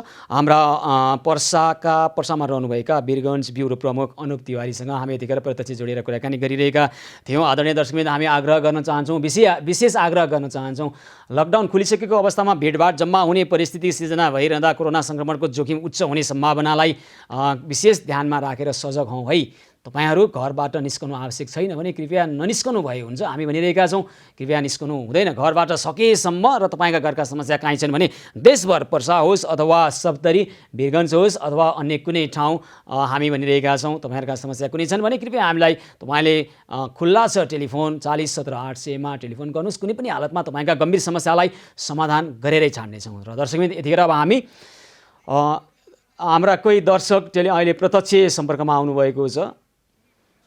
वनस्थलीबाट दुर्गा ढकाल प्रत्यक्ष सम्पर्कमा आउनुभएको छ। वनस्थलीबाट दुर्गाजी नमस्कार, कार्यक्रममा स्वागत छ यहाँलाई। हजुर नमस्कार। नमस्कार हजुर दुर्गाजी, ल भन्नुहोस् त कृपया के छ यहाँको कुरा? आज चाहिँ मेरो छोरीको जन्मदिन हैन, अनि अस्ति 4 गते मेरो छोराको जन्मदिन, अनि मैले मेरो दुवै छोरा र छोरीको जन्मदिनमा चाहिँ मैले यहाँलाई केही रकम दिन लागिरहेको छु हैन। मैले यहाँको कार्यक्रम सधैँ हेरिराख्छु, मलाई एकदम मनपर्छ हजुरको कार्यक्रम। हजुर धन्यवाद। अनि मेरो छोरीलाई पनि एकदम दिन मन छ, उसलाई भित्रैदेखि चाहिँ उसलाई सहयोग गर्न मन छ। अनि मैले चाहिँ त्यही भएर आज उसकै जन्मदिनको दिनमा उसकै हातबाट दिन चाहेको थिएँ। ए हजुर। अनि मैले हिजो नै कल गरेको थिएँ। छोरीलाई जन्मदिनको शुभकामना। अनि अस्ति चाहिँ छोराको जन्मदिन भन्नुभयो? हजुर 4 गते छोराको, आज छोरीको। ल तपाईँको छोराछोरी सबै दुवैजनालाई हामी जन्मदिनको शुभकामना भन्न चाहन्छौँ दुर्गा ढकालजी। अनि के सहयोग गर्न चाहनुहुन्छ हाम्रो अभियानलाई? मैले चाहिँ नगद नै गर्न चाहन्छु। कति सहयोग गर्न चाहनुहुन्छ? हजुर दुर्गाजी, उहाँसँगको टेलिफोन सम्पर्क विच्छेद भएको जस्तो लागिरहेको छ, उहाँको आवाज सुन्न सकिरहेको छैन। वनस्थलीबाट दुर्गा ढकालले छोरीको जन्मदिन र छोराको जन्मदिनको अवसर पारेर हाम्रो अभियानलाई सहयोग गर्न चाहन्छु भन्नुभएको छ। हामी उहाँलाई धेरै धेरै आभार व्यक्त गर्न चाहन्छौँ र उहाँले गर्न चाहनुभएको सहयोगको निमित्त हामी हार्दिक आभार व्यक्त गर्न चाहन्छौँ। दर्शकवृन्द, कालीकोट जिल्ला निवासी 52 वर्षीय गोर्ख परियारलाई हर्नियाको समस्या थियो र हाम्रो अभियानमा उहाँले समस्या राखिसकेपछि हाम्रो अभियान मार्फत उहाँको सफल उपचार गरेर अस्पतालबाट उहाँलाई घर लगिएको छ। र यो उपचारका निमित्त हाम्रा अभियानमा सहयोग गर्नुहुने अभियानका सहयोगी हात लक्ष्मी महतले समन्वय गर्नुभएको थियो गोर्ख परियारको हर्नियाको उपचारका निमित्त। गोर्ख परियारको उपचारका अगाडि अवस्था के थियो त हाम्रा दर्शकहरूलाई हामी देखाउन चाहन्छौँ, र उपचारपछि के छ अहिले अवस्था। हामी थुप्रै बिरामी र औषधि उपचारको पहुँचबाट टाढा बस्न बाध्य रहनुभएका व्यक्तिहरूलाई औपचारिक अनौपचारिक दुवै ढङ्गबाट उहाँहरूका समस्या सुनेर समस्या समाधान गर्ने पहलमा लागिरहेका छौँ, जोडिरहेका छौँ। यसका लागि औषधि उपचार समन्वय समूह प्रभावकारी ढङ्गबाट लागिरहेको छ। यतिखेर हामी कालीकोट जिल्ला निवासी 52 वर्षीय गोर्ख परियारको उपचार अघिको अवस्था देखाउन चाहन्छौँ। अपरेसन गर्नुपर्ने पैसा नभएर अस्ति पनि नगरेको भयो, मलाई 6-7 महिना भइसक्यो। अपरेसन कहिले गर्नुपर्ने थियो? अब भोलि हुन्न पर्सि हुन्छ। होइन योभन्दा पहिला चाहिँ कहिले गर्नुपर्ने भएको थियो डक्टरले भनेको थियो? डक्टरले भनेको अस्ति नै बुधबारमा भनेको पैसै नभएर यता आउँदैन हो। अब अहिले चाहिँ हामीले हजुरलाई यहाँ गऱ्यौँ होइन, डक्टरले अहिले के भन्नुभएको छ त?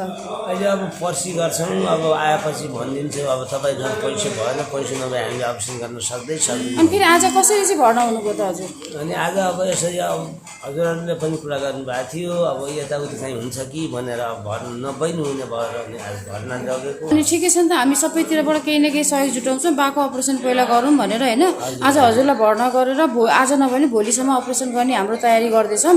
त्यसको लागि त 2 दिन अगाडि डक्टरले पनि भर्ना गर्छ, उनीहरूले के टेस्ट गर्नु पर्यो नि त। अनि त्यसको लागि चाहिँ हामीले हजुरलाई आज भर्ना गरेको।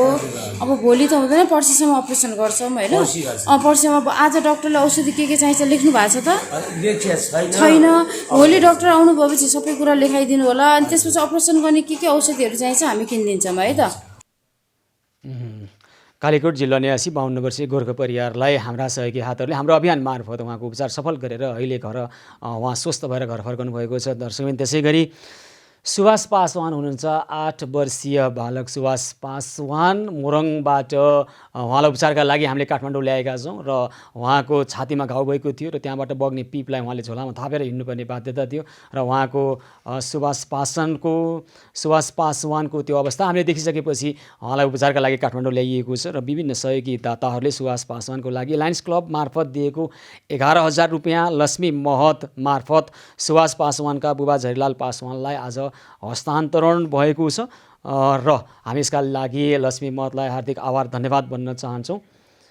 हामी धन्यवाद भन्न चाहन्छौँ। हामी एउटा भिडियो क्लिप देखाउन चाहन्छौँ यो बारेमा। के नाम तपाईँको? झरीलाल पासवान। झरीलाल पासवान। तपाईँ सुभाष पासवानको बुवा है? बुवा हुनुहुन्छ है। यो हाम्रो सुभाष पासवानको लागि चाहिँ धेरैहरू जुन एभिन्युज मार्फत जुन हाम्रो यो बिरामीको लागि उपचार खर्च भनेर जुन अभियान एउटा चलेको थियो होइन, त्यो अन्तर्गत गएको महिनामा चाहिँ यो सुभाष पासवानको लागि उठेको पैसा, यो पैसा चाहिँ हाम्रो लायन्स क्लब गुलमोहरको है, काठमाडौँ गुलमोहरको सन्दीप सरले पठाइदिनु भएको 11,000 छ तपाईँको है। यो पैसा उठेको छ यो बच्चाको उपचारको लागि, सुभाष पासवानको लागि है।